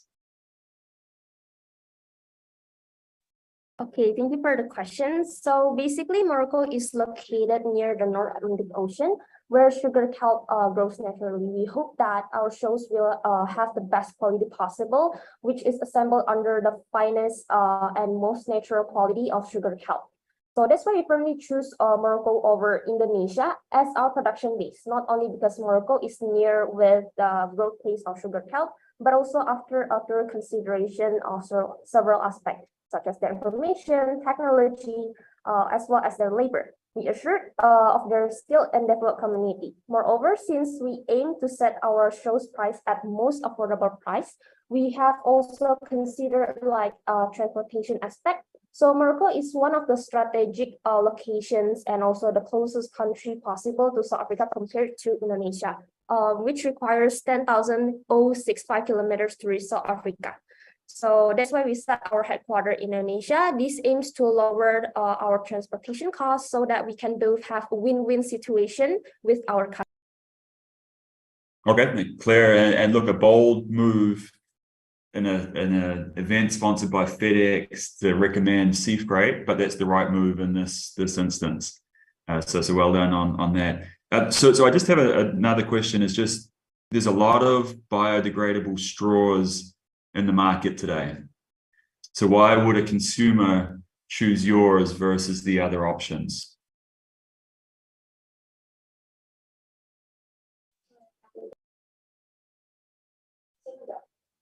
Thank you for the question, sir. So we have also considered that aspect our main competitors are plastic straws, metal straws, and paper straws. So in fact, a threat that our business is facing nowadays are companies in South Africa that came to ditch plastic straws by replacing them with single-use alternatives such as reusable stainless steel straws and paper straws to reduce the plastic waste.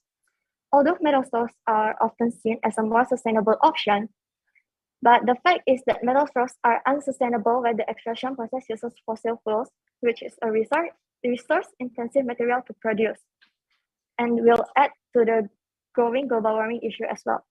Well, for paper straw, although nowadays most boba straws are crazy over paper straws due to its easiness, but once paper products are tainted with food or drink which absorb food and even waste of paper straws, so must be routed and to landfill, and also during the production of paper straws, trees need to be cut.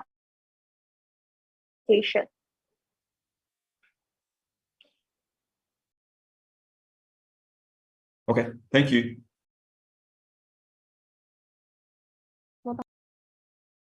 Anything do you want to add to the answer, Gia? Yeah.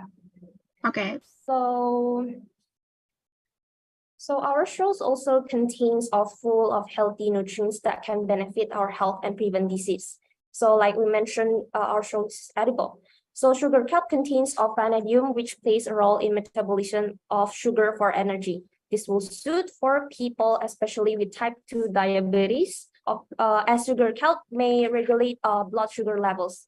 So besides that, sugar level also contains a lot of fiber, which does not contain any calories. The fiber in seaweed may slow stomach emptying, so this helps us feel fuller for longer and can delay hunger pangs. In this case, seaweed is considered to have anti-obesity effects. Okay, If I may add the last go ahead. point. Okay, our main weakness is just that we have concern where our product does not suit everyone, especially for those who are allergic to seaweed. So we only think that the main weakness of our product is just the allergy people. Thank you. Got it. Thank you. I think that's a good, unique selling point. So well done. Thank you. Okay, thank you, Mr. Garrett, for the question and also the great answer from the Calper. So we'll move to the next judges, Mr. Tony, to deliver the question. Yeah, thank you. Hello, Calper. I'm sorry. Kita tahu straw ini kan benda yang kecil ya. Jadi kalau kita mau menjual banyak harus masif, marketnya juga harus banyak. Tadi stressingnya adalah di semacam restoran atau kafe-kafe boba. Ini kan relatif mereka untuk produksi yang dingin ya, untuk minuman dingin. Ini terbuat dari seaweed, dari rumput laut. Bagaimana dengan produk yang panas? Sekarang kan di sini banyak juga coffee shop. Di situ bisa minum coklat, bisa minum susu, bisa minum kopi dan sebagainya. Tapi dengan suhu yang panas, lebih panas atau hangat. Yang kedua, bagaimana daya tahan dari straw-nya itu sendiri. Kalau dia terkena air dingin dan air panas itu kan, ketika kita asik minum dari gelas, kemudian dia hancur, itu kan nggak enak. Sementara di Afrika Selatan sendiri misalnya ada straw yang dari bambu.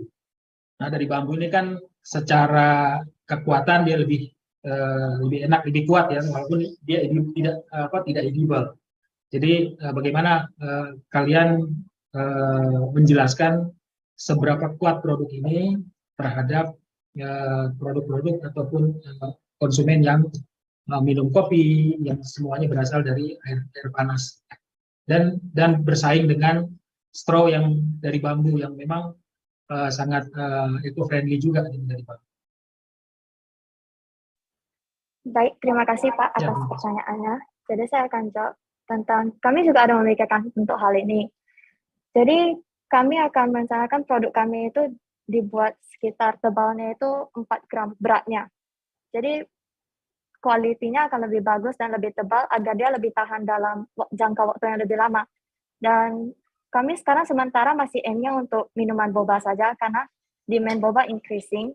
Minimal kalau untuk minuman yang panas, karena mungkin kami tengoknya lebih jarang orang-orang menggunakan pipet saat meminum panas karena ada bahayanya lebih tinggi. Jadi kami sementara masih belum untuk aiming buat ini. Jadi kalau misalnya untuk yang panas, kami mungkin akan merencanakan suatu hal yang baru lagi biar dia bisa tahan dalam panas juga. Dan untuk boba, kami expect bisa diminum setelah pipetnya dimasukkan ke dalam airnya, setelah tercampur, kami expect bobanya ini bisa habis dalam 1 hari. Jadi pipetnya juga akan ikut bertahan dalam 1 hari. Selama itu habis itu, setelah itu baru dia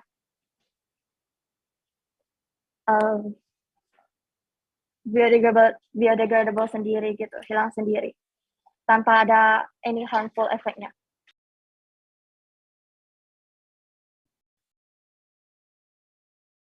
Okay, is that answering the question, Mr. Tony? Yeah, good question, good answer. Sorry. Okay, any other question for the Calper team? Mr. Tony? Ya, kalau produknya di Maroko, sebenarnya di Indonesia kan banyak seaweed. Kenapa tidak mempertimbangkan di Indonesia? Sementara Kalau ongkos logistik sebenarnya dari Indonesia atau dari Maroko itu hampir sama ya. Karena tadi kalau dari Indonesia pelabuhannya kan di Durban, dia dari arah timur. Dari Maroko mungkin dia masuknya ke Cape Town, dia di barat kan, dari sisi barat dari Afrika. Sementara saya nggak yakin di Maroko ada bahan baku yang cukup banyak gitu. Gimana pertimbangan kalian?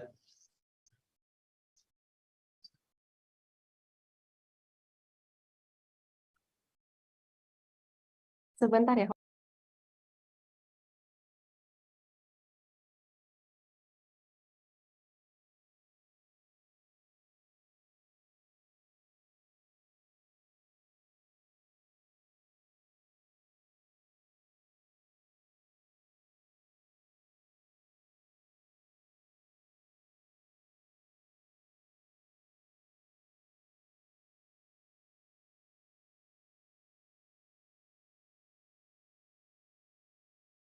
Maybe you can answer now because Jadi it's bisnis less than kita 1 minute.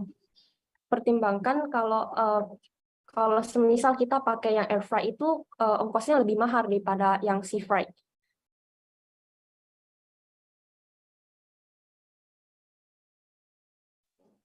Selain itu, kami juga aim untuk membalancekan pajaknya seperti yang Bapak sebelumnya ada mention, pajak impornya. Karena Maroko dan South Africa sama-sama masih di satu benua Afrika yang sama, jadi kita expect pajaknya bakal lebih murah.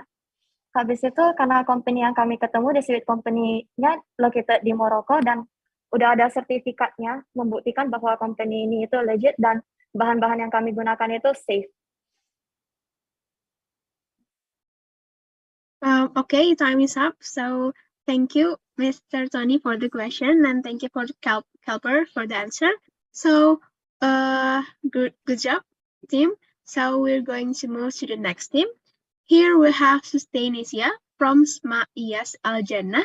We'd like to invite our presenters to turn on the video and unmute the microphone. Okay, hi. Hello, Okay, how are you? I'm very fine. Okay, nice. So for the operator, you can share the presentation screen now. Okay, so are you ready for the presentation? Ready. Okay, you may start your presentation now. Assalamualaikum warahmatullahi wabarakatuh. Good afternoon, judges. We are Indonesia. Today, we are excited to introduce you to our innovative product that addresses one of the pressing sustainability issues in South Africa. In South Africa, only 10% of waste is recycled, as discussed by the Portfolio Committee of South Africa in 2022. And the solution is to raise recycling awareness. And Indonesia also aims to promote recycling awareness with our product Tara Brew. Tara Brew is a premium Indonesian coffee product that tackles waste reduction. When people finish their coffee, they often discard the coffee grounds without recognizing the recycling potential. With Tara Brew, coffee consumer can recycle their own coffee ground using our coffee ground recycling kit, which is included in the packaging. Our innovative approach with Tara Brew not only promote recycling awareness, but also provide a practical solution to minimize waste. Additionally, this strategy acts as a compelling way to attract customer. By offering a unique extra activity of recycling coffee ground, more people will try our coffee, leading to a growing base of continuous buyers who appreciate the taste of our coffee. That's why Tara Brew offers two variations. Tara Brew Indonesian Arabica blend at 240 rands and the coffee with fragrance kit at 308 rands. Despite our competitive pricing, Tara Brew can successfully compete in the market. While our prices may be considered higher than some, we offer several unique advantages that set us apart from the competition. Tara Brew's advantage lie in three key aspects. Firstly, we exclusively source Arabica Sumatra Gayo bean, renowned as the finest in Indonesia and highly regarded worldwide. Secondly, Tara Brew stands out in the South African market due to the rarity of our coffee beans. Lastly, Tara Brew takes pride in presenting our product in premium packaging. In addition, here's data on how Indonesian coffee in South Africa is not common, which will higher our demand and differentiate ourselves from competitors. We have developed the following promotion strategy. Firstly, we will leverage digital promotion via our Facebook page, YouTube, Instagram, and Google Ads. Secondly, we will participate in coffee competition. And lastly, collaboration with influencers and other companies will expand our reach. Our target market consists of people aged 20 to 59 years with an income class in the emerging middle class and up. We focus on coffee enthusiasts, eco-conscious consumers, and DIY enthusiasts who are looking for sustainable and high-quality coffee products. Recent market research shows that South Africa favors roast coffee over instant coffee. That will surely advantage Tara Brew as a roast coffee distributor. The revenue in the coffee segment in South Africa is expected to reach 700 million US dollar by 2023, which is highlight its potential growth. Now comes the interesting part. That is our financial projection in a period of 19 months. Our initial investment is 11,000 US dollar with a total fixed cost of 200,000 US dollar, with variable costs of both product of 11, 50 US dollar and 8 US dollar. In terms of profitability, our break-even point is 47,000 units, and we are projecting to produce 50,000 units, resulting in a net profit of 18,000 US dollar. We have also allocated 114,000 US dollar for market expenses to support our promotion strategy. Our distribution strategy for Tara Brew includes online sales through our website, social media, and e-commerce. We will also collaborate with local coffee shops and supermarkets, and on the first 19 months of operating, we will focus to distribute to 4 cities. In conclusion, Sustainasia and Tara Brew are dedicated to promoting sustainability in South Africa through our innovative coffee products. We strongly believe that Tara Brew has the potential to thrive as a successful and sustainable business. Thank you for your time and attention. We are Sustainasia. Wassalamualaikum warahmatullahi wabarakatuh. Okay, thank you, Sustainasia, for the great presentation. Now let's move on to the Q&A session. So first, I'll give the chance to Miss Nina first to give the question. Okay, thank you. Really nice presentation. Mungkin pertanyaannya, apakah kopi dari Indonesia, dari negara kita bakal laku ya di Afrika? Padahal Afrika sendiri kan juga sebagai itu kan penghasil kopi juga kan. Ya, jadi apakah laku kopi Indonesia di Afrika?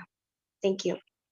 Baik, terima kasih atas pertanyaannya. Izin menjawab. Jadi untuk kami sendiri telah melakukan research bahwa benar bahwa South Africa itu adalah salah satu bahkan distributor atau source dari coffee beans, one of the best coffee beans in the world kan. Nah, tapi kita menemukan bahwa sangat jarang ada coffee Indonesia, coffee beans Indonesia di sana, yang dimana kami ingin popularize, kami ingin memasukkan, mendistribusikan kopi Indonesia di South Africa yang sebenarnya kopi Indonesia ini juga apalagi Gayo Beans ini juga sangat terkenal dan one of the best juga. Jadi dengan kami memilih coffee beans terbaik di Indonesia untuk didistribusikan, dan kami yakin sekali bahwa coffee beans kami bisa laku di sana. Oke,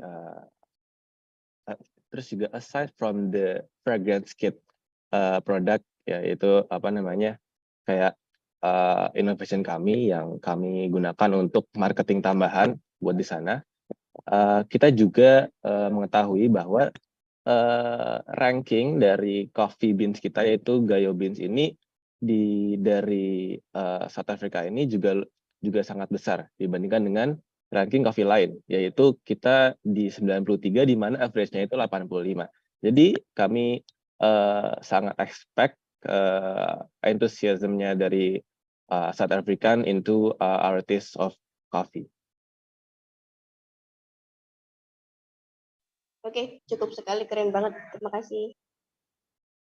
Okay, thank you, Nina, for the question, and also thank you, Sustainasia, for the great answer. So maybe we'll move to the next judges. Miss Lina, you may ask the question now. Halo, guys. Halo. Halo. Oke, pertanyaan saya cukup membuat kalian mungkin berpikir sedikit keras, karena gini ya, kopi itu memang produksinya dari Indonesia dan juga para petaninya. Karena gini, kalau produk sustainable itu adalah tidak hanya bahan bakunya, tapi memikirkan bagaimana kesejahteraan si para petani tersebut. Apakah kalian memikirkan bagaimana kesejahteraannya dan juga bagaimana bahan tersebut itu secara pasti bahwa ini adalah dari bahan alami dan cara pengolahannya pun alami? Silakan. Oke, terima kasih banyak atas pertanyaannya. Tentunya sebelumnya dengan kita mass produce this coffee gitu kan, kita tentunya juga membeli coffee-nya ini, bahan bakunya ini langsung dari petaninya. Nah, dan tentunya kita akan mengecek dulu bagaimana sawahnya, bagaimana quality tanahnya di sana, dan bagaimana cara proses kopinya di sana dari petaninya tersebut. Dan tentunya karena kita adalah sebuah sustainable perusahaan sustainable, we promote green market. Tentunya kita dari awal sampai akhir semuanya harus sustainable. Kita akan strict dalam memilah petaninya, memilah distributornya, yaitu distributor yang sustainable. Okay. Okay. Thank you.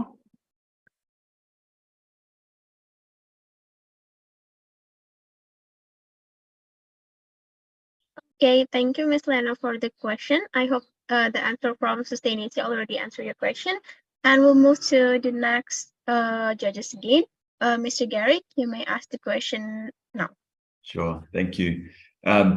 First off, well presented. I really like that you're leaning into a product that is very Indonesia and you know, taking the pride of this nation. So really like that, and also a great job on clearly identifying the problem and how you were looking to solve it, and some very good detail in the presentation. So thank you for the sharing there.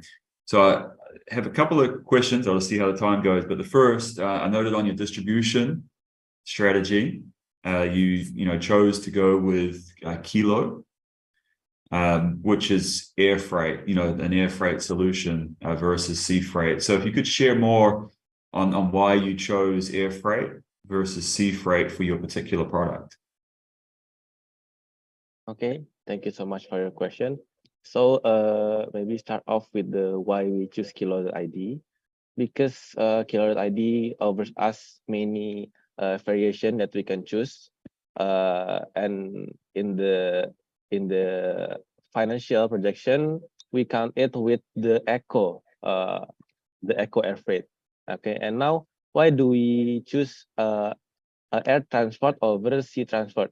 Because we know that air transport can give us less time to transport, because it's like in our timeline, in the first 5 months of producing, in the first 2 months of distributing, we want to take it fast, we want to take the distribution fast, we want to take the selling fast, and then we maximize the efficiency, and then after that we can fastly market research again on how the response of South African into our coffee product.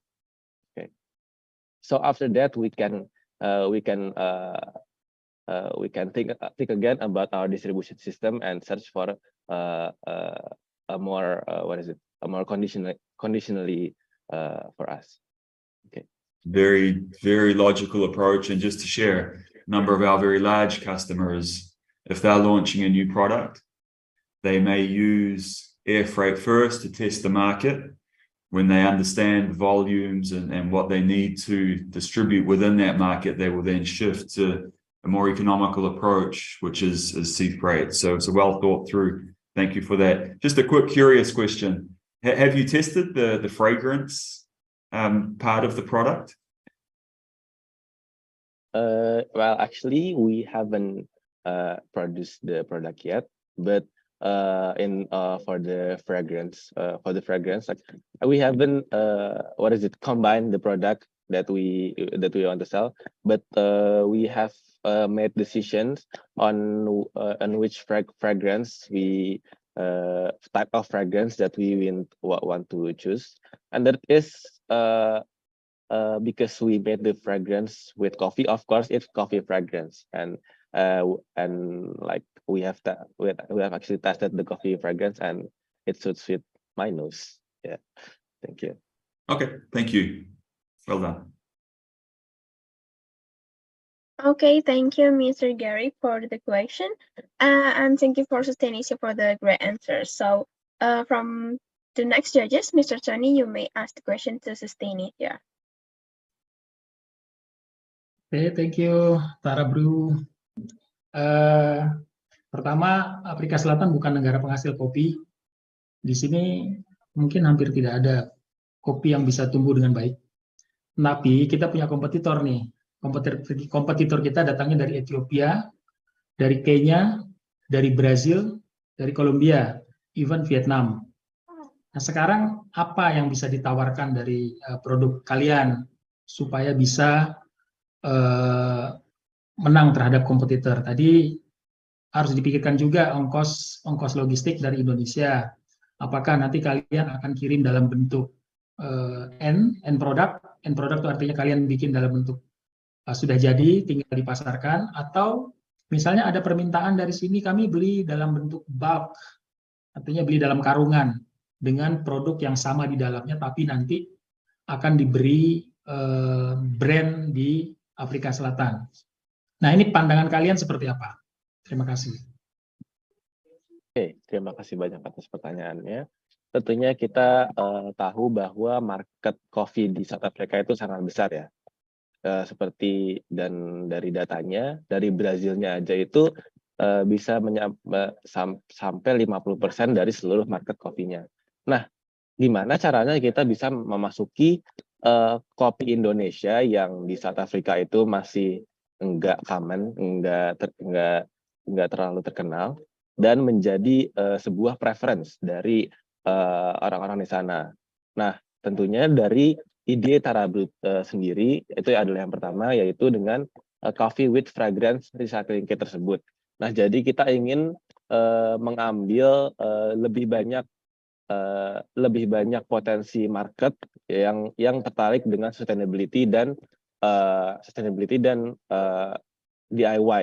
Nah, dan tentunya kita nggak bisa dong ya, karena kita adalah sebuah perusahaan kopi dan orang-orang pecinta kopi itu banyak yang prefer the coffee. I'm sorry, but the time is up.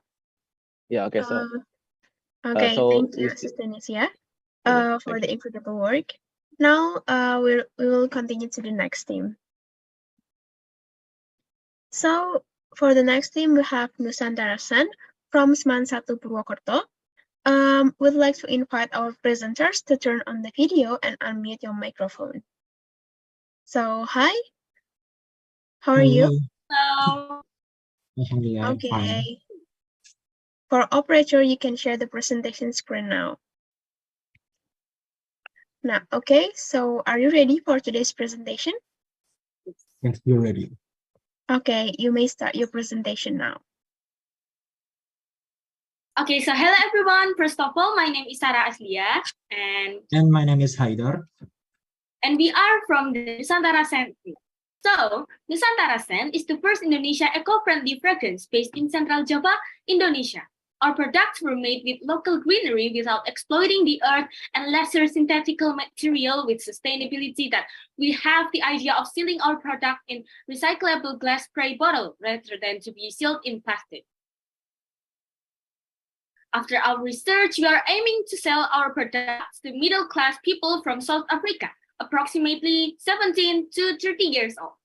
We consider the high and thriving value of perfumes imported by South Africa from recent years based on this data. And also, according to IQ Air in 2022, South Africa were the 13th country with the worst air quality. Knowing that air pollutants also came from perfumes, it's time to move to sustainable perfume. As the first Indonesian sustainable perfume brand, our competitor is not Indonesian. Instead, our competitor are South African sustainable perfume brands, such as Fatal African, Saint Lucia, Apartment, Wild Olive Artisans, and House of Gozdava.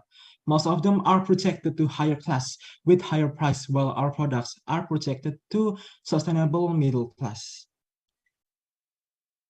We plan on promoting on social media platforms, example, Instagram, Twitter, TikTok, and also our website. We believe that those social media platforms consist of many users in the age of our target market, and we will post many TikTok and YouTube videos about the air pollutants to raise people's awareness and also promote our product. Next, we will put the products on a pharmacy cosmetic shop and put posters around the store or the mall to promote our product. For placing, first we will ship our product to South Africa and put it into some South Africa stores that is like Clicks, Jam, and Faithful to Nature. That Faithful to Nature is also a sustainable product store. And these three stores are where you can find fragrance because it's pharmacy and cosmetic. And after that, we will open our own independent store for our own brand. Yeah. Applications of technology, social media is also a part of it. We are planning to promote our product there. And then we are also using the idea of recyclable glass for our perfume bottle. We also use the distillation technology, but with less synthetic oils, so we can reduce air pollutant.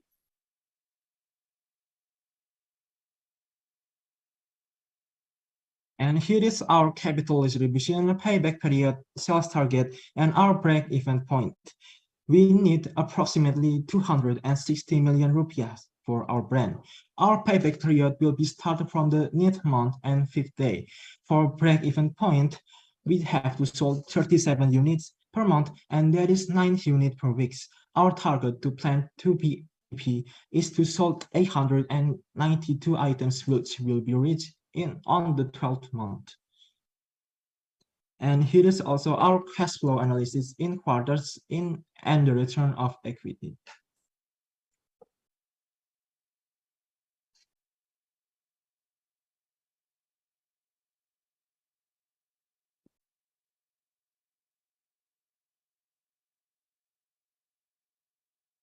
So we will start our production and we will distribute it into South Africa, and in the 2nd month, then we will begin selling until we break even on the 12th month. And in the 13th month, we'll start to expand our business by increasing and diversifying our... I'm sorry, but time is up. Thank you, Nusantara-san, for the presentation. Now we'll move on to the Q&A session. So first, I'll give the chance to Mr. Garrick to ask the question. Well, thank you. Thank you for the presentation, team. My question is, what makes your fragrance unique, and why would a South African consumer choose your fragrance over something produced in South Africa? Well, thank you, sir, for the questions. So, first of all, why will they choose our products? Because they will choose our products. Before it, we will raise awareness about how sustainable living is needed for the current situation of the global climate. And after that, we will promote it. And also because of our product has a relatively lower price other than sustainable perfume brands in Africa, in South Africa, such as Petal and Friesen, Sandaligi, Apartment, Wild Olive Artisans, and House of Gusdawa. And also to add that the South Africans can find our product in the market around them, as what we have mentioned it in our presentation before. Okay, thank you.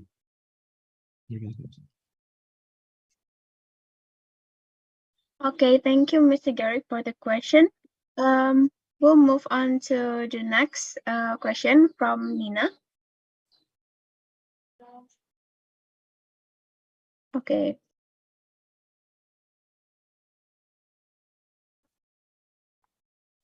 Okay, I'm sorry. Thank you. Well, I think daripada menyediakan atau membuat bungkus atau wadah botol kacanya yang recyclable, kalian kepikiran nggak atau mau bikin yang kayak refillable store gitu, refill store atau bulk store untuk fragrance-nya? Gitu. Thank you. Okay, so we have an idea to do a refill, but for now, our idea is first that we will make this recyclable glass first. By doing so, we will give it to our customer, give like an announcement on the bottle. So if you are finished with this and you are going to buy more of our product, you can give the bottle first to us so we can recycle it, and then you will get a new one. And after that is succeed, we will go for the refillable program. Does that answer your question?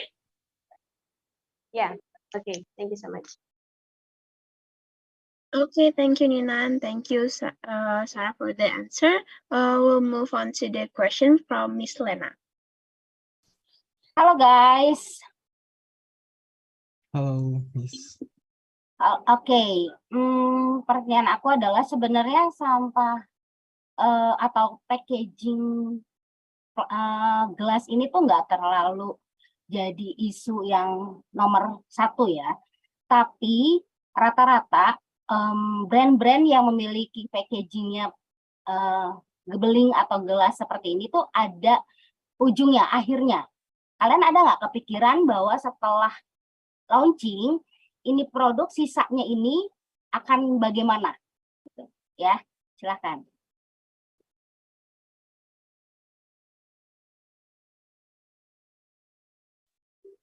Okay, so for this one, maybe as what I get is where is the rest of the product from our brand is going to go when it doesn't sold, is it right? Okay, well then let me answer it. So when our product is not sold to the customer, like it's the some of it that doesn't sold, we will recycle the glass, because like this recyclable glass also have the expired, like it has the expired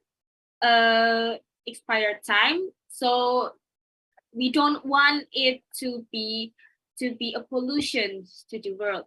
So we will recycle it again, and for the water we will keep it and then we will do something to it so it can be thrown away, but not killing the earth, because as what our brand is holding into is sustainability. So for example, for the rest of it, we can turn it into our new product. So for example, it's like an essential oil for the room that we are sure our product that is not sold is after our innovation and brand expansion, like that. Okay, thank you. Okay, any further question from you, Miss Lena? Oke, sebenarnya sih kalau botol kaca itu nggak bisa selalu di recycling sih, nggak perlu kalian untuk membuat produk baru juga bisa sebenarnya. Justru yang aku khawatirkan adalah setelah membeli itu akan ada botol-botol produk kalian, kemasan kalian yang akan menumpuk gitu. Itu sih, apakah kalian punya pemikiran ke depannya tuh ada drop box khususkah untuk kemasan kalian gitu, atau malah nanti kalian digunakan kembali. Jadi kayak kita seperti tadi Kak Nina sampaikan gitu, apa ada refillnya gitu, seperti itu. Okay, so this is a part of our program. As what I say, that we will tell the customers to give back the bottle to us after they use it. So in our store, there will be, or our store or the market they are going to, there is going to be a place where they can put on the bottle. So when they finish using it, it's already they already used all of it. They can give it to us before buying the new one. And also, we have a plan that after this, if some people had collected money to us, they will get like a voucher for our store, like that. So we will make a place for them to put it. That is the first. And for the recyclable, we will do it after we open our own store, so it could be easier. Because if it's still in the market, in the distributor, it's gonna be a hard thing. But we will open our store not long time after we open this brand, so I think it can work. Does that answer? Okay. Okay, thank you, Ms. Lena, for the question, and thank you, Nusantara for the Yep. So we'll move to the next question from Mr. Garrick again.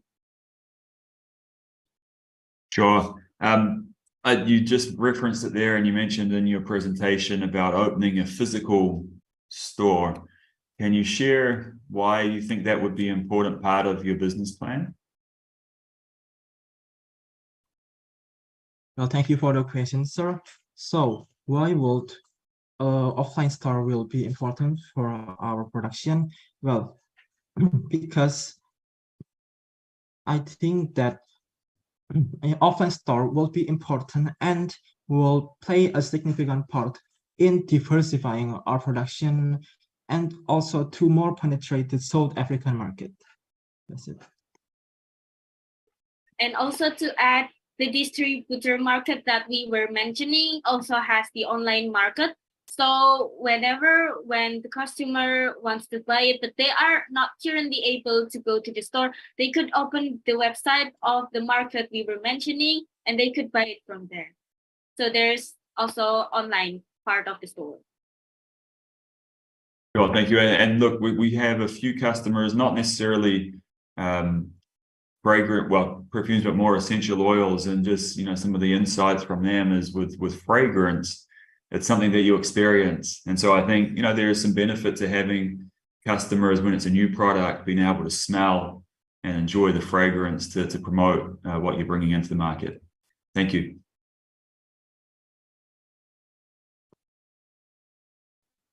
Okay, thank you, Mr. Garrick, for the question, and thank you for Nusantara delivering great answer. But since we have less than 1 minute, so I think that's all for the Q&A session. But maybe Nusantara-san have any closing statement that you would present here? Well, I guess our closing statement is that we have to aware that right now the air pollutants is also coming from spraying cosmetic products. So this is why Nusantara-san is a good part, a good move for a better air in the country. So, well, I guess that's it. Thank you, everyone. We are Nusantara-san. Okay, thank you, Nusantara-san, for your incredible work. We will move on to the next team. So here we have Aritan from 971 Jakarta. So we'd like to invite our presenters to turn on the video and unmute your microphone. So hi, Aritan. Hello. Hello. Okay, so how are you today, guys? We're all feeling great. Okay, so for the operator, maybe you can share the presentation screen. So are you ready for today's presentation, Aritan? Yes. Yes, we're very ready. Okay, then you may start your presentation now. See the joy with Joyce. Hello, we are Arita. We are a company that breathes authentic powdered fruit tea with Latin package to maintain sustainability. We'll expand our business abroad and mark our first stop in South Africa. But first, who will buy them? So this is Hakim. He and his friends are students. They live in a small suburban town with compact facilities. They're relatively productive ages. What is a refreshing drink that is suitable for Hakim and his friend in the scorching heat of South Africa that are cheap and easy to make? That's right. A glass of iced Joyce tea is perfect for them because it's cheap, refreshing, and easy to serve. So people like Hakim and his friend are the perfect target market for us. For the product itself, Joyce has several unique selling points, which are its fresh and authentic flavors of tropical fruits across Indonesia and Asia Pacific. And the foremost important feature is that the packaging that is made of gelatin sheet that could be dissolved in water in order to properly dispose of it.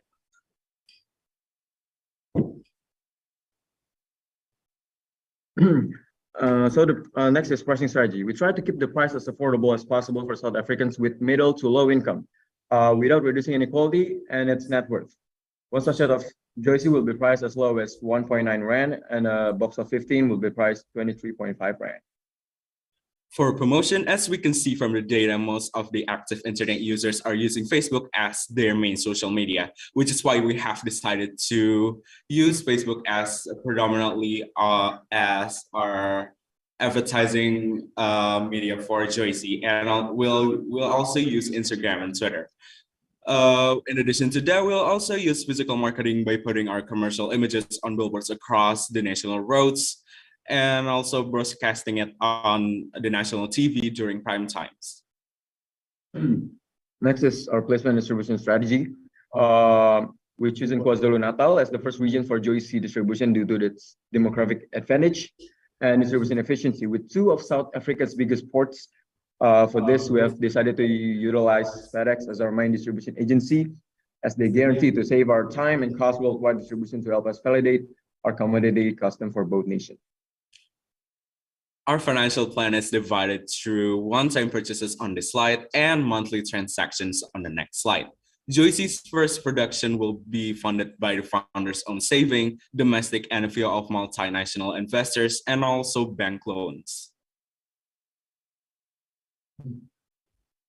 Next, I'm going to explain application of technology in our product. So our packaging is made from combination of gelatin, protein obtained from animal collagen, that is, and cellulose, which is derived from plant material. And the resulting material is transparent, flexible, and can be formed into various shapes and sizes.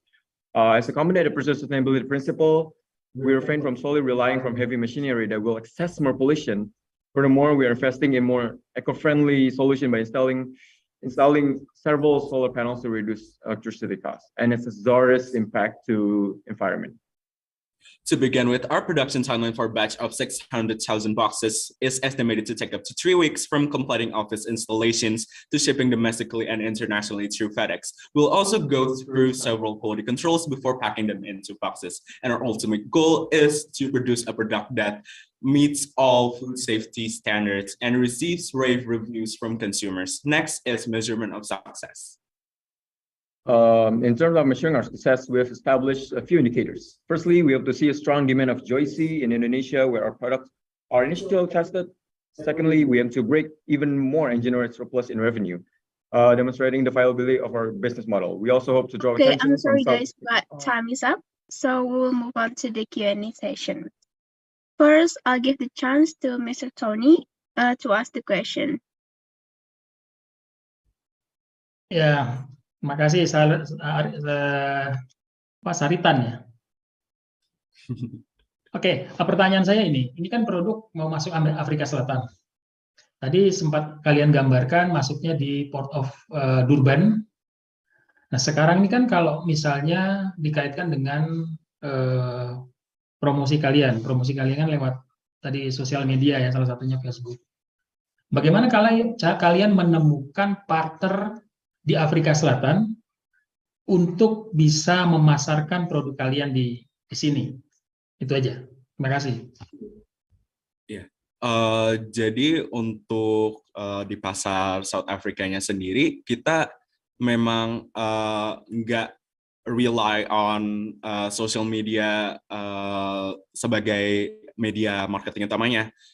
Namun kita bakal menyasar ke elemen masyarakat yang lebih kecil, jadi seperti media fisiknya seperti billboard, juga iklan-iklan di TV, agar masyarakat tuh bisa selalu ingat dengan Joyce ini dan tidak harus menitik beratkan marketingnya kepada sosial media. Namun di aspek sosial medianya sendiri, kita juga akan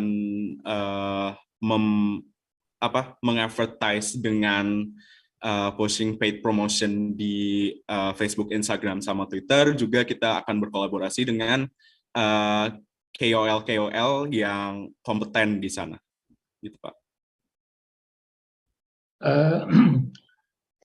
Kalau kita menggunakan sosial media itu kan sebenarnya advertising ataupun komunikasi kita dengan konsumen ya sudah terjadi ya, maksudnya gini, produk sudah masuk. Dan untuk menjaga komunikasi kita dengan konsumen itu efektif dengan sosial media. Pertanyaan saya, ketika Anda pertama kali ingin masuk ke Afrika Selatan, itu apa yang akan kalian lakukan? Kan tidak serta-merta kalian tampilkan website terus orang akan datang ke situ melihat website Anda, atau di Instagram tiba-tiba orang datang ke Instagram Anda terus follow gitu kan, nggak mungkin. Kecil kemungkinannya. Apa yang Anda lakukan? Jadi yang tadi teman saya sudah bilang, kita akan lebih rely ke apa namanya iklan fisik seperti billboard atau apa, dan kita juga akan kolaborasi sama beberapa toko-toko fisik, dan juga mungkin kita bisa kolaborasi sama ITPC di Afrika Selatan untuk gimana caranya masuk ke market kita ke Afrika Selatan sih, kurang lebihnya. Berarti kalian akan datang secara fisik ke Afrika Selatan. Iya, karena target kita dari rakyat misalnya rakyat kecil, jadi kayak mungkin nggak solely relying to social media, jadi lebih ke fisik sih. How about the cost when you flew from Indonesia to Afrika Selatan? Sudah dihitung belum? So it udah include ke dalam cost marketing kita untuk di bulan-bulan pertama kita berusaha inject market Joyce ke South Africa. Jadi memang sudah diperhitungkan cost-nya dan berapa produksi ke depan untuk bisa mengcover cost marketing yang sudah kita keluarkan untuk usaha kita inject market ke Afrika Selatan gitu, Pak. Oke, terima kasih. Terima kasih, Pak. Okay, thank you, Mr. Tony, for the question and great answer from the Aritan team. So the next question will become from Miss Nina. Oke, thank you. Jadi mungkin pertanyaan saya, bagaimana kandungan nutrisi dan khasiat dari minuman ini? Apakah safe diminum every morning? Dan menurut kalian ya, apakah produk ini benar-benar impactful gitu loh buat orang-orang di South Africa yang udah darurat sama sampah plastik sekali pakai? Ya, thank you.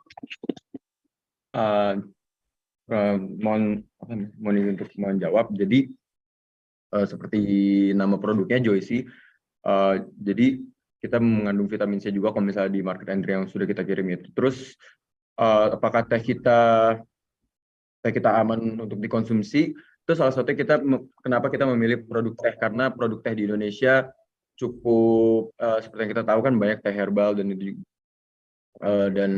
mereka bagus untuk kesehatan. Jadi itu, dan juga apakah impactful untuk Afrika yang sudah darurat sampah plastik? Menurut saya iya, karena packaging kita yang tadi kita jelasin dari gelatin, jadi sudah dissolve ke water kalau misalnya kita mau bikin teh tersebut gitu loh. Terima kasih. Okay, does that answer the question, Nina? Okay, so we'll move to the next judges. Miss Lena to deliver the question. Oke, halo guys. Halo, Pak. Oke, senyumnya. Oke, pertanyaan aku yang sangat menggelitik adalah boxnya. Di dalam boxnya itu ada tinta-tinta ya. Nah, boleh tahu nggak sih itu tintanya itu dari apa bahannya? Lalu kenapa kamu menggunakan bahan itu? Silakan.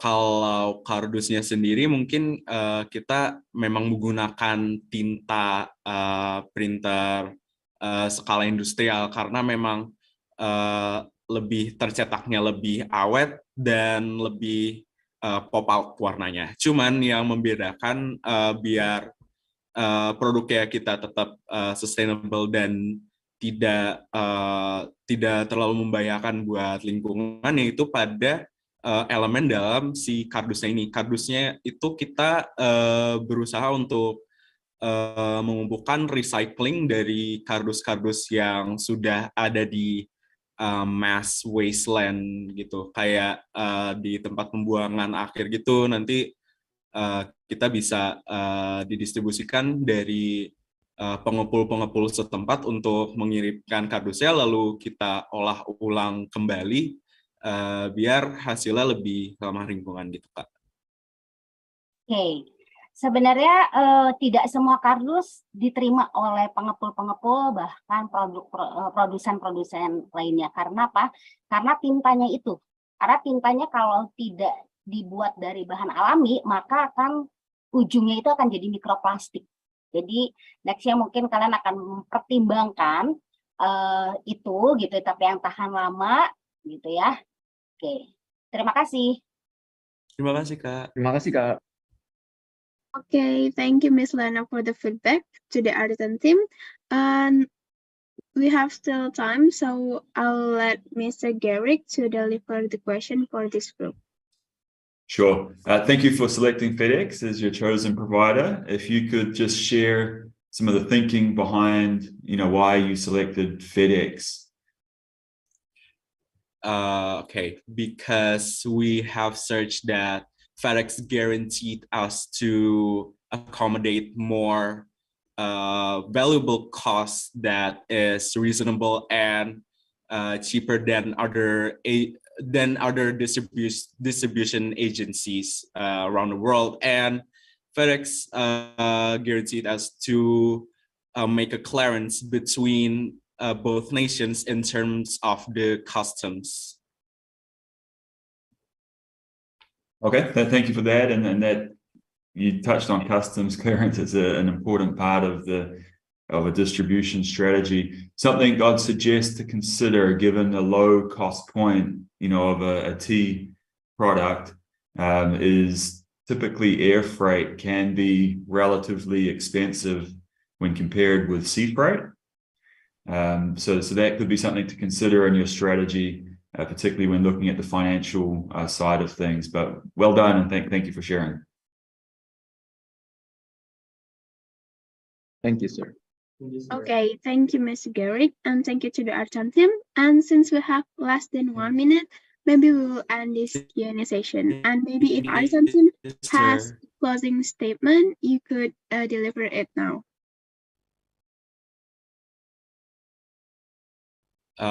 Thank you all for listening. This has been Artisan. Have a great day. Okay, thank you, artisan team. Maybe now we will move on to the next team. So it will be Jefford from Seman 1 Cikalong Wetan. Would like to invite our presenters to turn on the video and unmute your microphone. So, hi, Jefford. Hello. Okay, how are you guys? Okay, I'm good. Thank you. Nice. Okay, so for the operator, you can share the presentation screen. Nice. So, are you ready for today's presentation, guys? Yes, of course. Okay, you may start your presentation now. Okay. Assalamualaikum warahmatullahi wabarakatuh. Hello, everyone. We are Jefford. I'm Salsabila Meda Sulaiman and my friend Fatah Muhammad. And yep, this is our product, coconut cell watch. Related to sustainability and environmental awareness, also related to uniqueness and beauty. Natural products that have unique and beautiful aesthetic follows.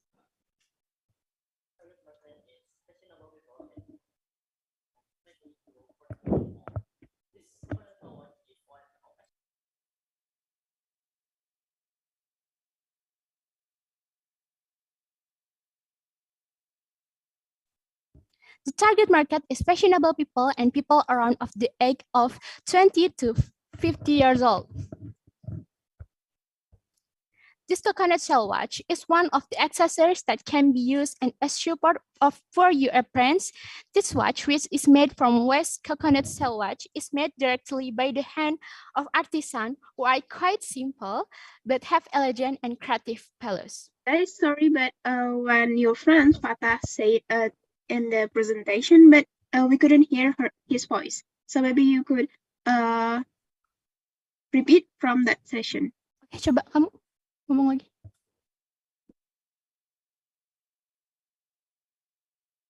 Yeah, it doesn't appear the voice here.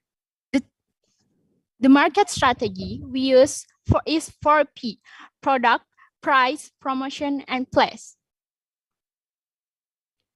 Our price has an attractive design. We have an eco-friendly product at a price of... We'll just repeat the presentation from the beginning and make sure your friends can be here. Okay, wait.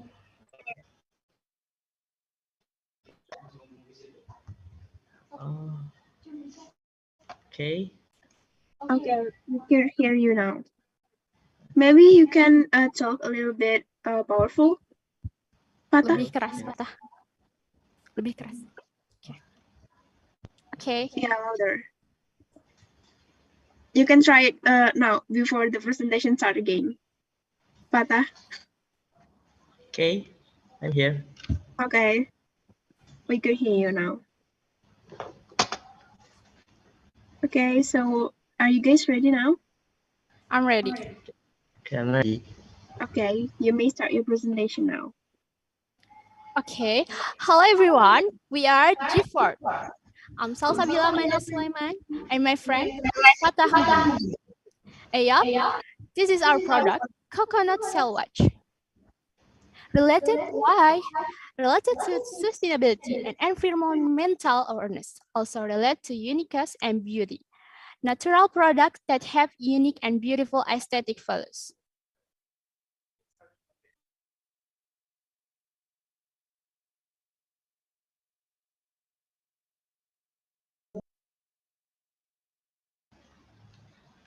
The target market is fashionable people and people around the age of 20 to 40 years old. This coconut shell watch is one of the accessories that can be used of a support your appearance. This watch, which is made from was coconut shells, is made directly by the hands of artisans who are quite simple, have diligent and creative values. The market strategy we use is 4P: product, price, promotion, and place.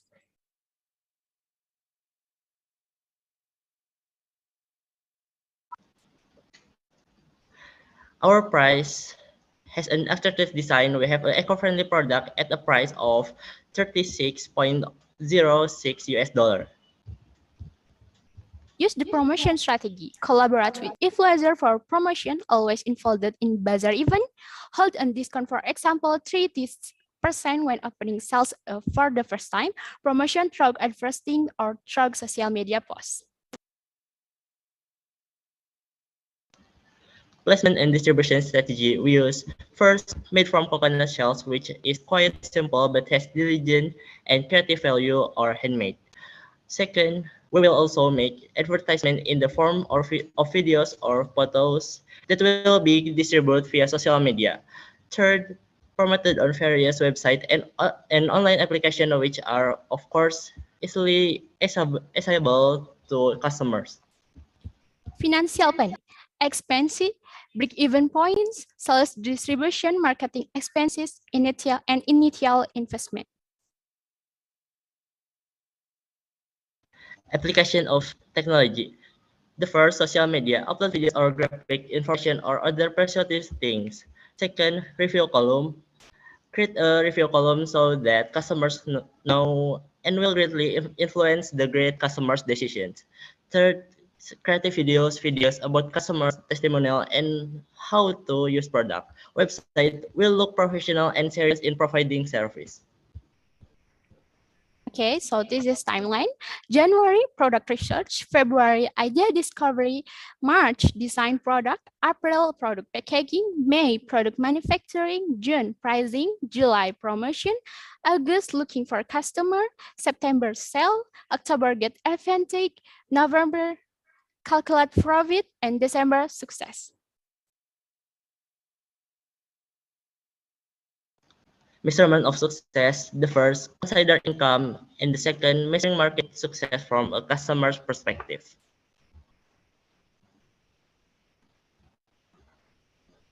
Okay, so this our presentation. Thank you. Okay, thank you so much, Jafar, for the presentation. So we will move on to the Q&A session. By the way, Mr. Tony, are you done for Subuh praying or you haven't done it yet? Yeah, I just done my subuh prayer. Okay, so we will I will give you a chance to give Jefford the first question then. Okay, Jeffers, thank you for your presentation. Ini produk jam dari cangkang kelapa, menarik. Di Afrika Selatan itu ada 4 musim. Sudahkah kalian mencoba untuk melihat kemungkinan resiko jam dengan yang berasal dari batok kelapa itu bisa tahan di 4 musim? Karena kan ada, kalau musim panas ke musim dingin, kemudian ada perbedaan suhu yang cukup signifikan, misalnya di sini siang hari itu panas, malam hari itu dingin, itu apakah tidak ada misalnya faktor-faktor memuai, faktor-faktor keretakan di dalam bahan-bahan material yang kalian produksi dan sebagainya. Jadi ujungnya ke kualitas.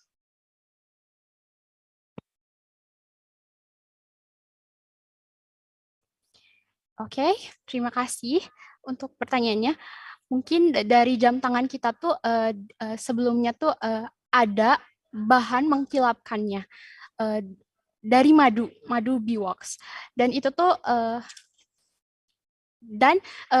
pemilihan kualitas batok kelapa sebelum kita jadiin kerajinan jam tangan itu tuh kita tuh udah mencari dulu batok kelapa yang bisa tahan lama, juga yang memilih yang tua dan yang tahan air.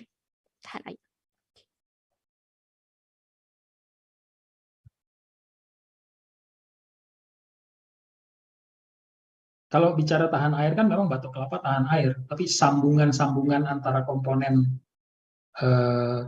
casingnya itu kan yang menentukan sebenarnya. Mesinnya kan, mesin jamnya itu kan tetap dari logam ya, tidak mungkin dari kelapa juga.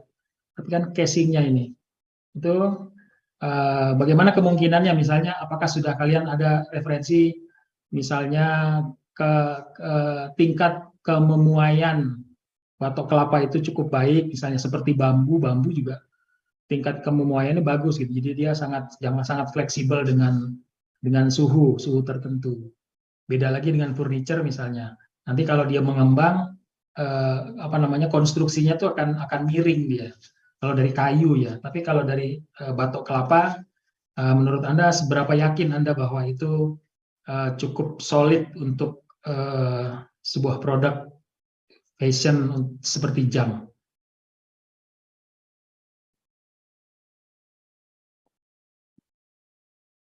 Karena kalau kita mau mencari market, tentu kita harus tahu produk kita seperti apa untuk meyakinkan mereka supaya tertarik bahkan membeli produk kita. Gitu.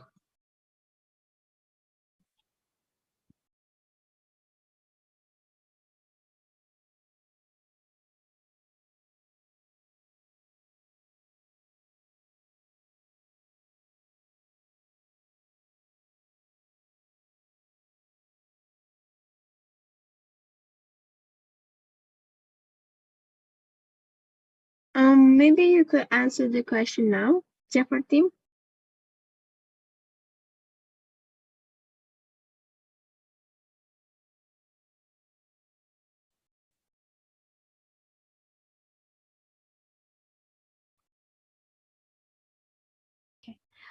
Oke.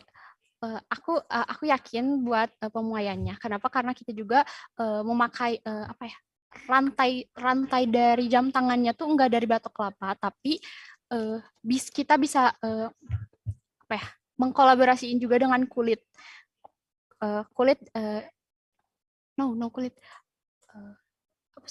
rajutan dari serbut kelapa.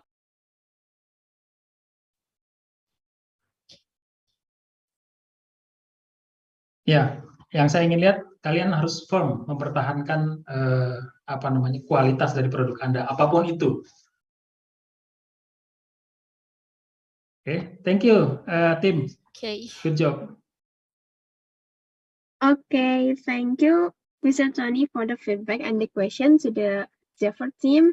We'll move to the next judges since we have a lot of time left. So, Nina, could you give us a question? Okay. Presentation banget. As Pak Tony said, tadi sudah dijelaskan sama Pak Tony ya.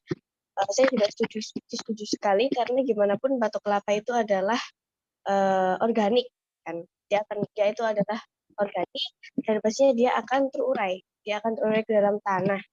Nah, setelah dia breakdown, otomatis case-nya batok kelapanya kan pasti akan hancur gitu ya, atau ya bisa jadi mungkin retak atau apa gitu.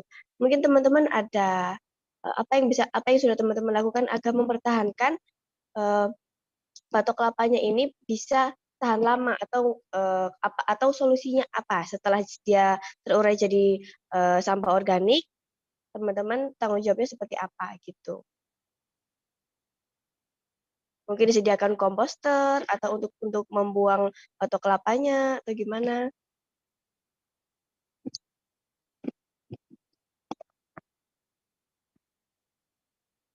Ya, dipikirin juga tentang sampah organiknya.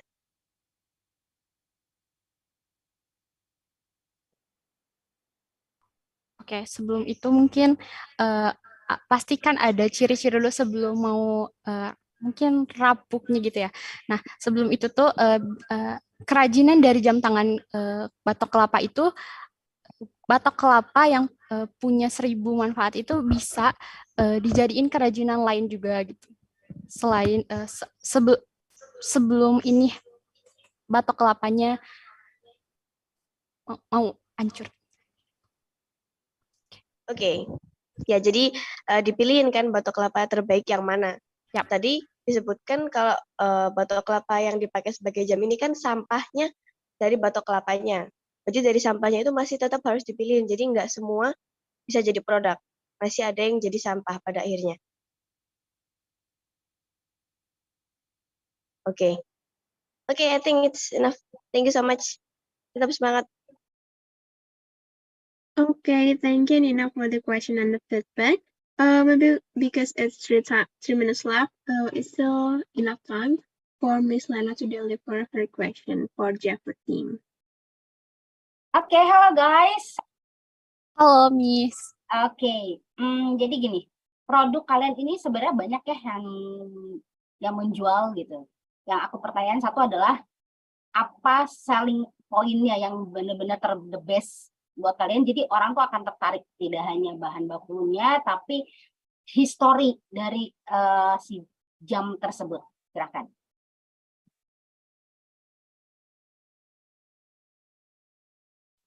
Mungkin dari jam tangan kita itu terdapat ukiran ya, carving di pinggir-pinggir jam tangan itu, dan ukiran itu tuh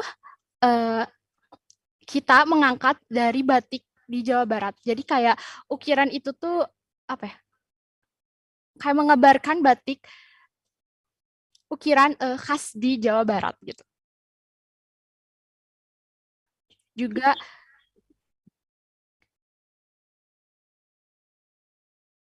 ya, lanjut juga apa?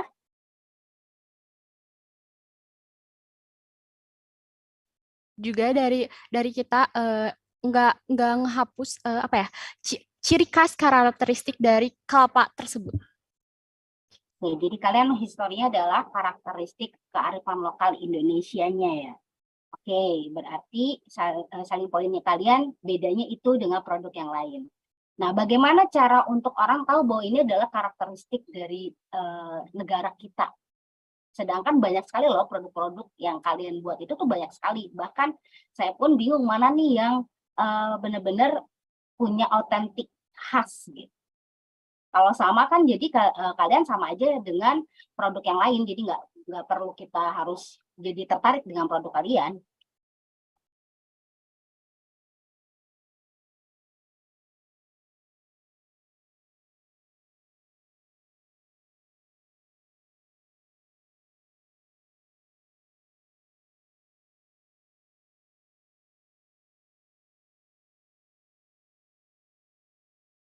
Jeffrey team, it's a half-minute left, so better you answer it now.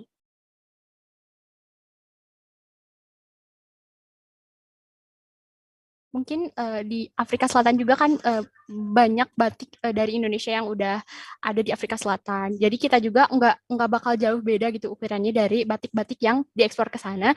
Juga mengangkat dari nggak jauh dari batik-batik yang diekspor ke Afrika Selatan tersebut. Oke. Okay, thank you, Ms. Lena, for the question. And it's time out for the Q&A session. Thank you for the effort team for the incredible work. Now we will move on to the last team for today. It's the visionary from SMA Karangturi Semarang. We would like to invite our presenters to turn on the video and unmute your microphone. Hello, the visionary. Hi, it's nice to meet you. Okay, nice to meet you too.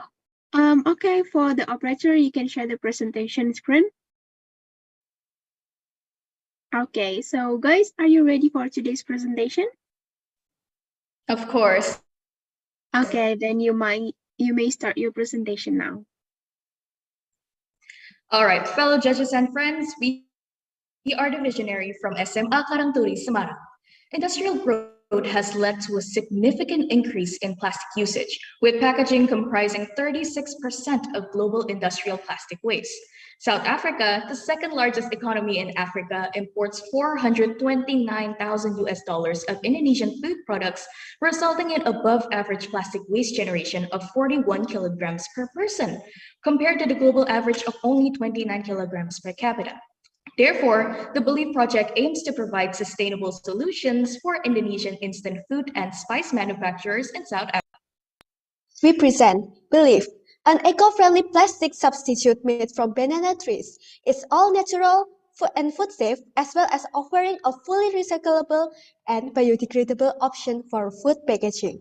Believe supports a sustainable industry by promoting waste management practices while minimizing plastic usage. We are in line with South Africa's legislation that plastic bags must contain 100% post-consumer recycle by January 2027. Additionally, we offer fully customizable packaging to meet each company's standards. We are able to support SDGs 3, 12, 13, and 15 in promoting good health and responsible consumption, while contributing towards life on land and climate action. We measure our product based on sustainability and functionality, as seen in this chart. Believe is then sold for an estimation of 650 ZAR per pack based on standard instant noodle packaging size. Believe has several advantages over its competitors, such as high functionality, affordability, and of course, sustainability. Believe goes through 5 production phases, namely sourcing, pseudo-stem processing, manufacturing, international shipping, and distribution to provide our customers with the highest quality products. We are partnering with Indonesian food companies to distribute Believe in South Africa, aligning with the popularity of Indonesian cuisine and South African consumers' preference for eco-friendly products. We aim to participate in South Africa's legislation regarding sustainable packaging.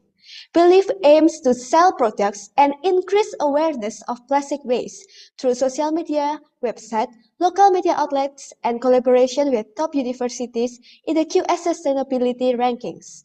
This project is expected to generate 130,000 ZAR in the first year and reach break-even point after selling 155 packs in less than 1 year of operation. Further results show an increased ROI rate from 15% to almost 30%. We offer business services through our website, including AR for customization purposes, as well as video conferences and other social media will be used for promotion strategies. The project will start in the second quarter of 2023 and will undergo research and development processes, with the first fixed batch being manufactured in the fourth quarter of 2024. Our main goal here is to spread awareness about environmental issues through green lifestyle campaigns by decreasing plastic packaging waste. To achieve this, we have set several goals in 4 different aspects that are expected to be completed in 1 to 5 years of operation. Thank you so much for your attention. Believe, your solution to an eco-friendly lifestyle. Okay, so that's all from the visionary. Now let's move on to the Q&A session. I'll give the chance to Mr. Garrick to deliver the question. Sure, thank you. Great presentation, very concise and to the point. I really like the branding. I think it was a unique twist on what you're dealing with. And also like the very specific measures of success that you closed with, which are important in any business venture. So well done on that. First question, why did you choose to just focus on the instant noodle market? All right, thank you so much, sir, for the compliment and also for the question. So as you have seen in the presentation before, our focus is to Indonesian manufacturers in South Africa, namely Indomex, which sells spices, Indofood, which mainly sells Indomie, and also Amanah Distributors, which is one of Indonesian food distributors in South Africa. The reason why we chose dry foods is because there is a high interest in Indonesian spices in South Africa based on our research. Aside from that, our packaging here really isn't only focused to instant noodle, but we do use it as some sort of safety benchmark since Indomie's market share in South Africa is around 74%, which is quite high. Maybe my teammate would like to add? Allow me to add, another thing is the plastic usage in packaging industry is 35.9% of all plastic usage. So that's one of the main reasons why we choose packaging. Thank you. Very clear. I think that's a good opportunity to penetrate the market and potentially other opportunities may come from that initial market penetration. Just a quick follow-up, and thank you for acknowledging FedEx as your chosen provider on the logistics side. If you could just share some of the criteria that you used in making that decision. So I would like to explain that FedEx is actually one of the world's most reliable expedition companies. They are very concise and hold their customers' needs to high regards, which is one of the reasons why we chose FedEx for its reliability, of course. And second of all, we have read your terms and policies about custom clears, and it said that almost 90% of international shipping through FedEx are able to go past customs, and we chose that because it is more simple for us and also just shortens the whole process of exporting goods to another foreign country. Another thing is that they always meet their deadlines of shipment. Thank you. Thank you. All very important pieces of the puzzle with international trade. Now, I think one thing I'd encourage you to also consider, given it's a startup venture, is on the cost side and how you balance the high reliability, service level support with customs through a FedEx versus some other lower cost options, maybe to support as the business, is starting up. But well done. Thank you for the presentation. Thank you so much, sir. Okay, thank you, Mr. Garrick, for the feedback and the question to the visionary team. So let's move on to the next judges. Mr. Tony, you may deliver the question now. Okay, thank you, visionary. My question is, how you explain to me more in depth about your local approach for your product? Thank you. All right. Thank you so much, sir, for your question. So let's talk about local approach. There is a reason why we chose to partner with those three Indonesian manufacturers that you have seen there, because there has been a huge increase in interest in South African citizens towards Indonesian manufactured food. As I mentioned, 74% of instant noodle market share is owned by Indomie. Our local approach there, let's speak from quantity-wise first. Our approach there is that we choose to collaborate with these companies since they have a lot of in-depth and more experience on promoting their product in South Africa. But if you're asking about our promotional strategies, one of them being our lectures in universities. So as a socialpreneur, we do not only focus on selling our products and earning the highest profit. What we want to do is also spread environmental awareness about single-use plastic and how we can manage to reduce the number by using belief. Therefore, we chose 3 of those top universities in the QS sustainability rankings in hopes to give lectures to their students and educate the general public on the importance of sustainability and environmental awareness.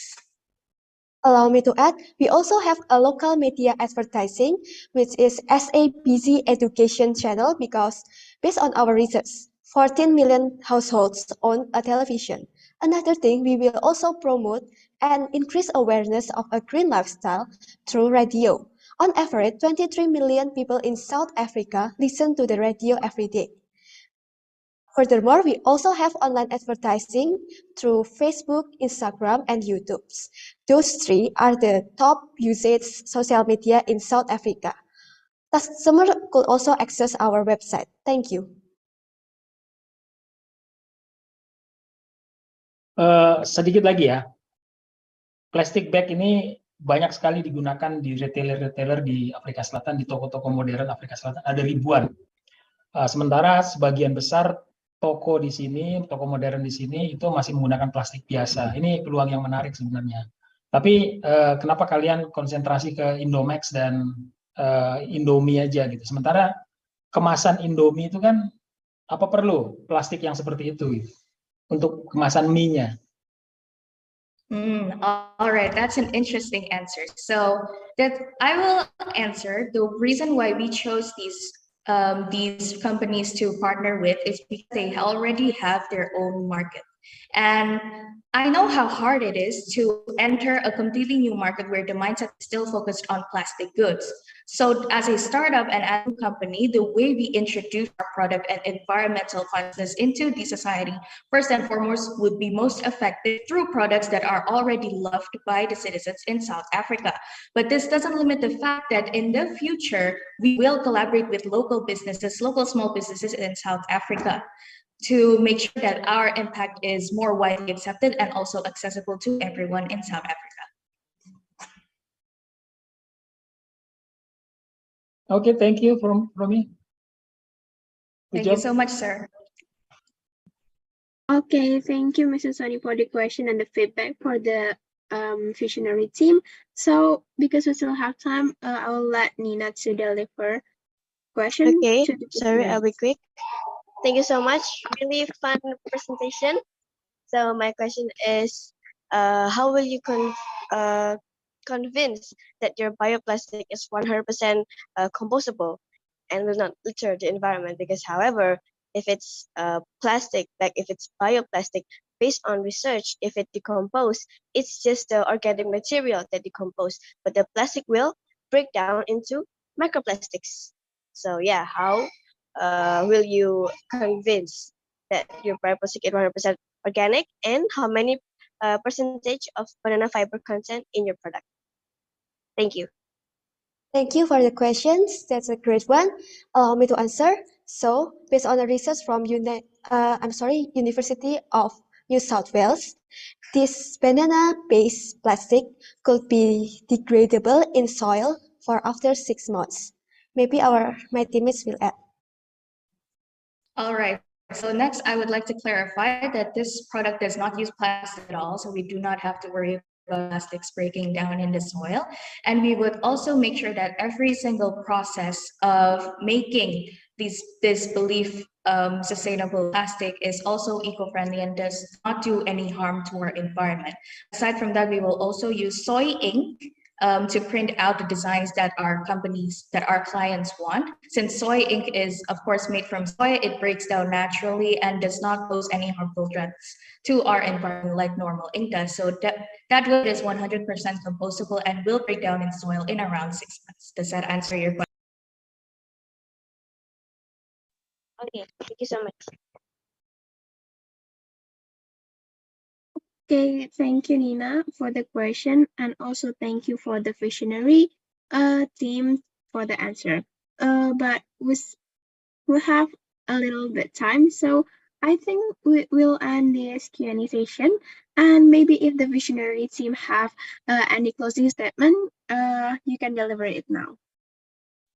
All right, first of all, we would like to thank Prestasi Junior Indonesia as well as FedEx Express for giving us this amazing opportunity to learn more about international trade. And lastly, we would like to say that in the 21st century, as business owners, we should not only focus on profit, but also our impact towards the community and how it will sustain itself according to the SDG goals. That's all from us. Thank you so much for your attention. Okay, thank you for the visionary team. And that's all for all of the team. So, ladies and gentlemen, we have just witnessed 10 excellent teams with innovative strategies that demonstrate their entrepreneurial and business skills in international trade. Now, it's time for the 30-minute break. Honorable judges, you may move to the breakout room to finalize the results of the assessment, which will be followed by judges' deliberation. Please click the Join button when it appears on your Zoom screen. And to everyone, please just stay tuned for the award ceremony.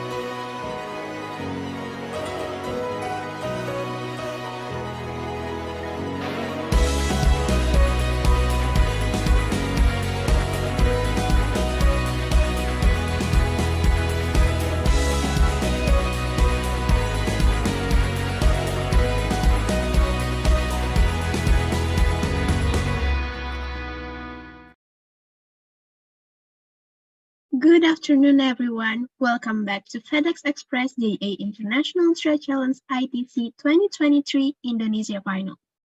It's me again, Hasna, and I encourage all of you, students, teachers, or the guests, to be on camera and stay with me here. Now, the time has come for the long-awaited session, the awards ceremony. So, how are things going with your teams? Are you happy with your performance?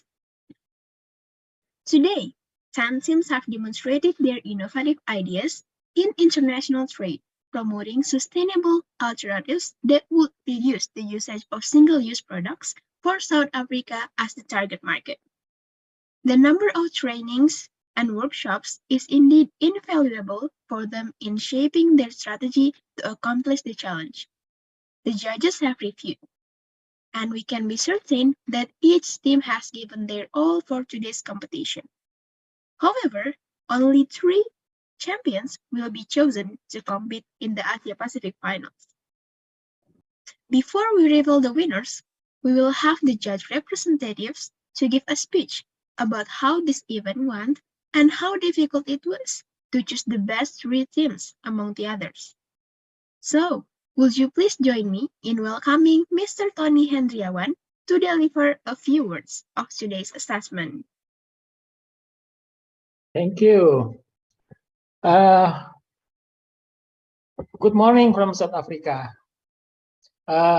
First of all, I'm really very proud to know you, all the participants.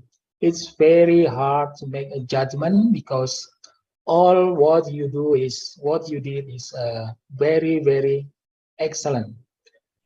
Namun dari sulitnya penilaian, tentu ada hal-hal yang menjadi kelebihan dari masing-masing tim dan juga tentu kekurangan juga yang memang marginnya itu tidak terlalu jauh. Ini yang memang biasanya juri susah menilai tapi senang melihat kondisi ini. Daripada kita mudah menilai, melihat hasilnya itu tidak akan membuat kita termotivasi dengan cukup baik. Hal-hal yang tadi sudah kami sepakati, kita sudah mendapatkan siapa-siapa saja yang pemenangnya, itu merupakan rangkaian dari penilaian proposal yang kalian tulis, kemudian juga yang cukup menentukan adalah saat presentasi. Semuanya sudah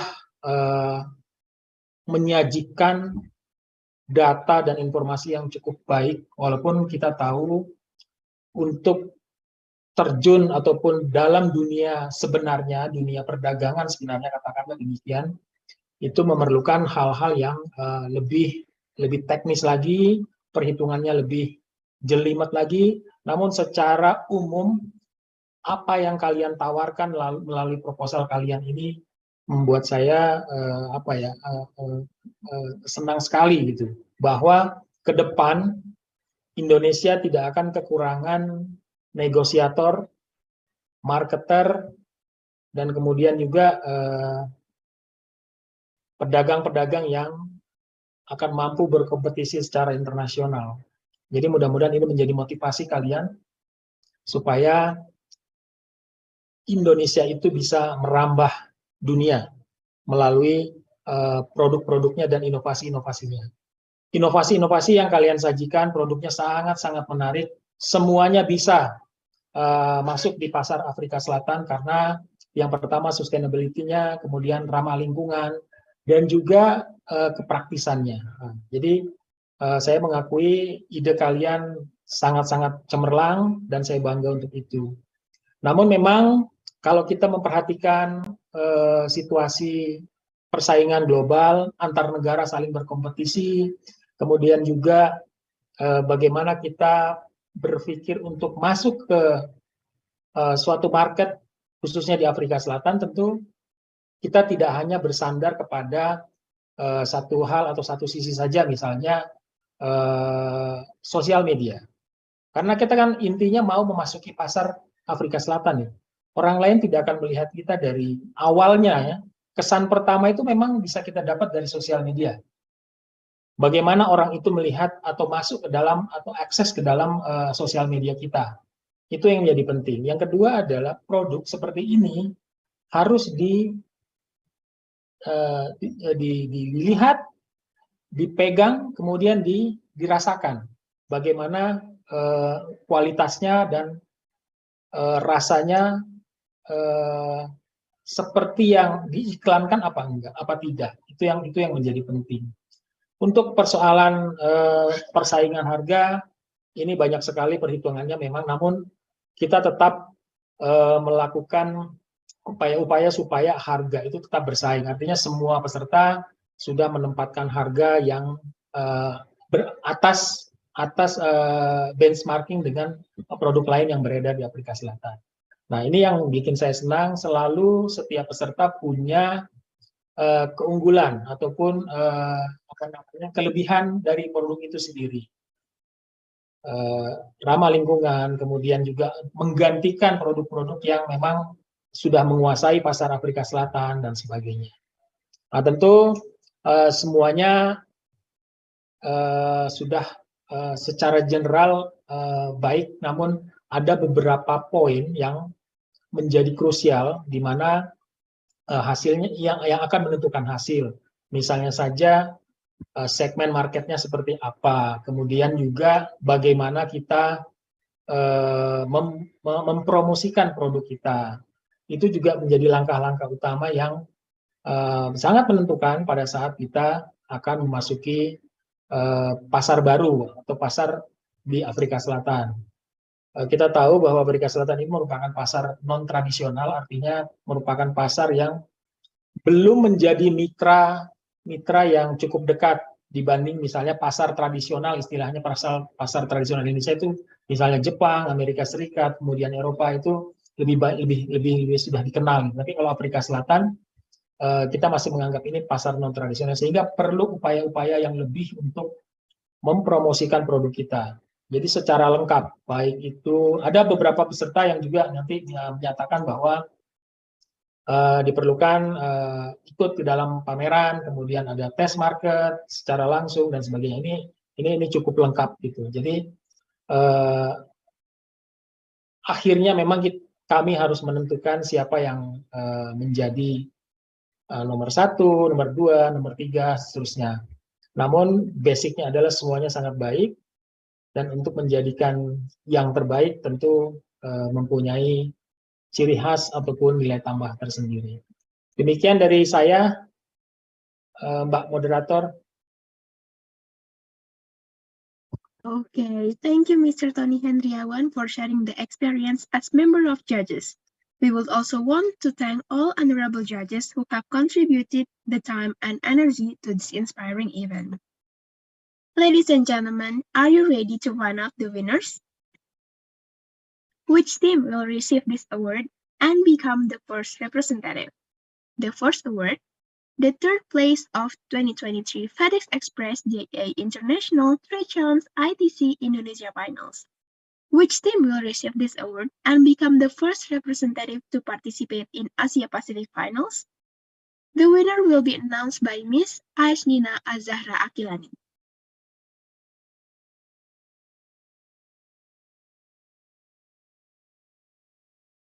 Sorry, but we cannot hear you again, Nina.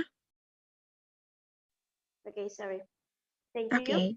So, the third place winner of the FedEx of our GA International Trade Challenge 2023 Indonesia Finals goes to, drum please,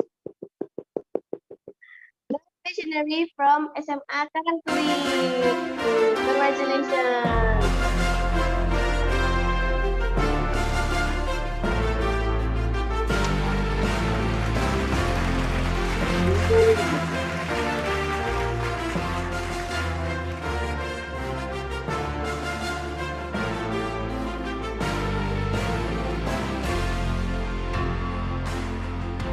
Alright, we will capture this moment. I will have to count them for 2 times. Alright guys, 1, 2, 3, cheers! Okay, one more time. 1, 2, 3, cheers. Okay, we also want to invite Miss Nina to get the photo together with the winner. I will have again to count down for 2 times. Ready? 1, 2, 3, cheers. Okay, one more time. 1, 2, 3, cheers. Okay, thank you Nina for announcing the third winner. And congratulations once again the visionary team from SMA Kamalturi for winning the third place. For the next, we have the second place of FedEx Express JA International Trade Challenge ITC 2023 Indonesia Finals, who is the second winner and the second representative to participate in the Asia Pacific Finals. The winner will be announced by Miss Lena Carolina. Okay, guys, get ready ya. Second place winner of the FedEx GA International Trade Challenge 2023 Indonesia Final goes to Diandra Pandega team from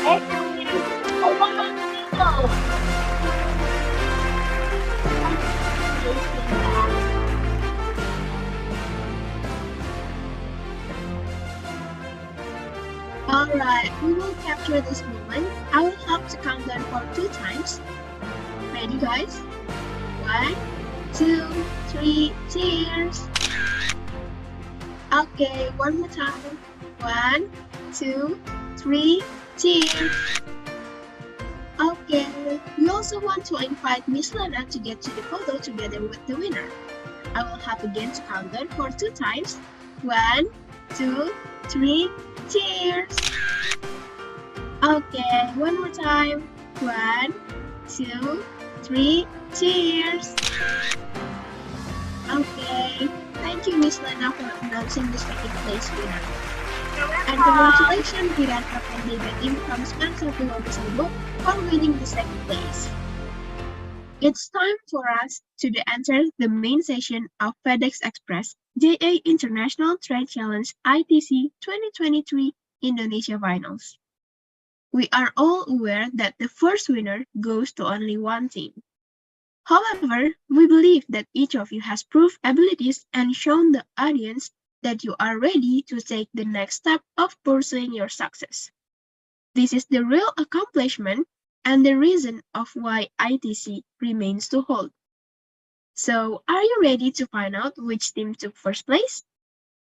Which team will be the last to get the honor of representing Indonesia in the Asia Pacific Finals? The winner of 2023 FedEx Express JE International Trade Challenge ITC Indonesia Finals will be announced by Mr. Garrick Thompson, Managing Director FedEx Express Indonesia. Please welcome Mr. Garrick to announce the first place winner.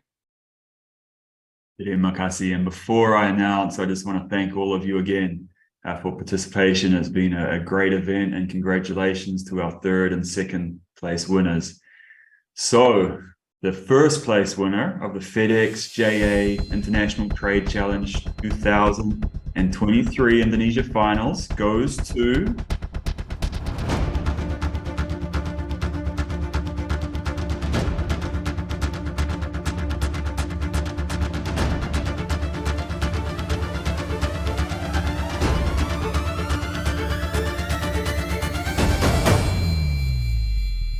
Sustaination from SMA IA Aljana. Congratulations.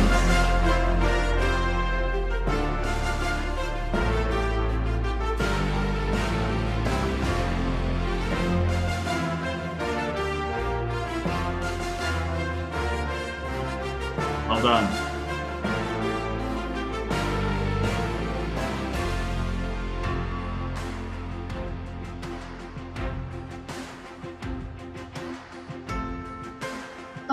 Guys, congratulations, but we will capture this moment first.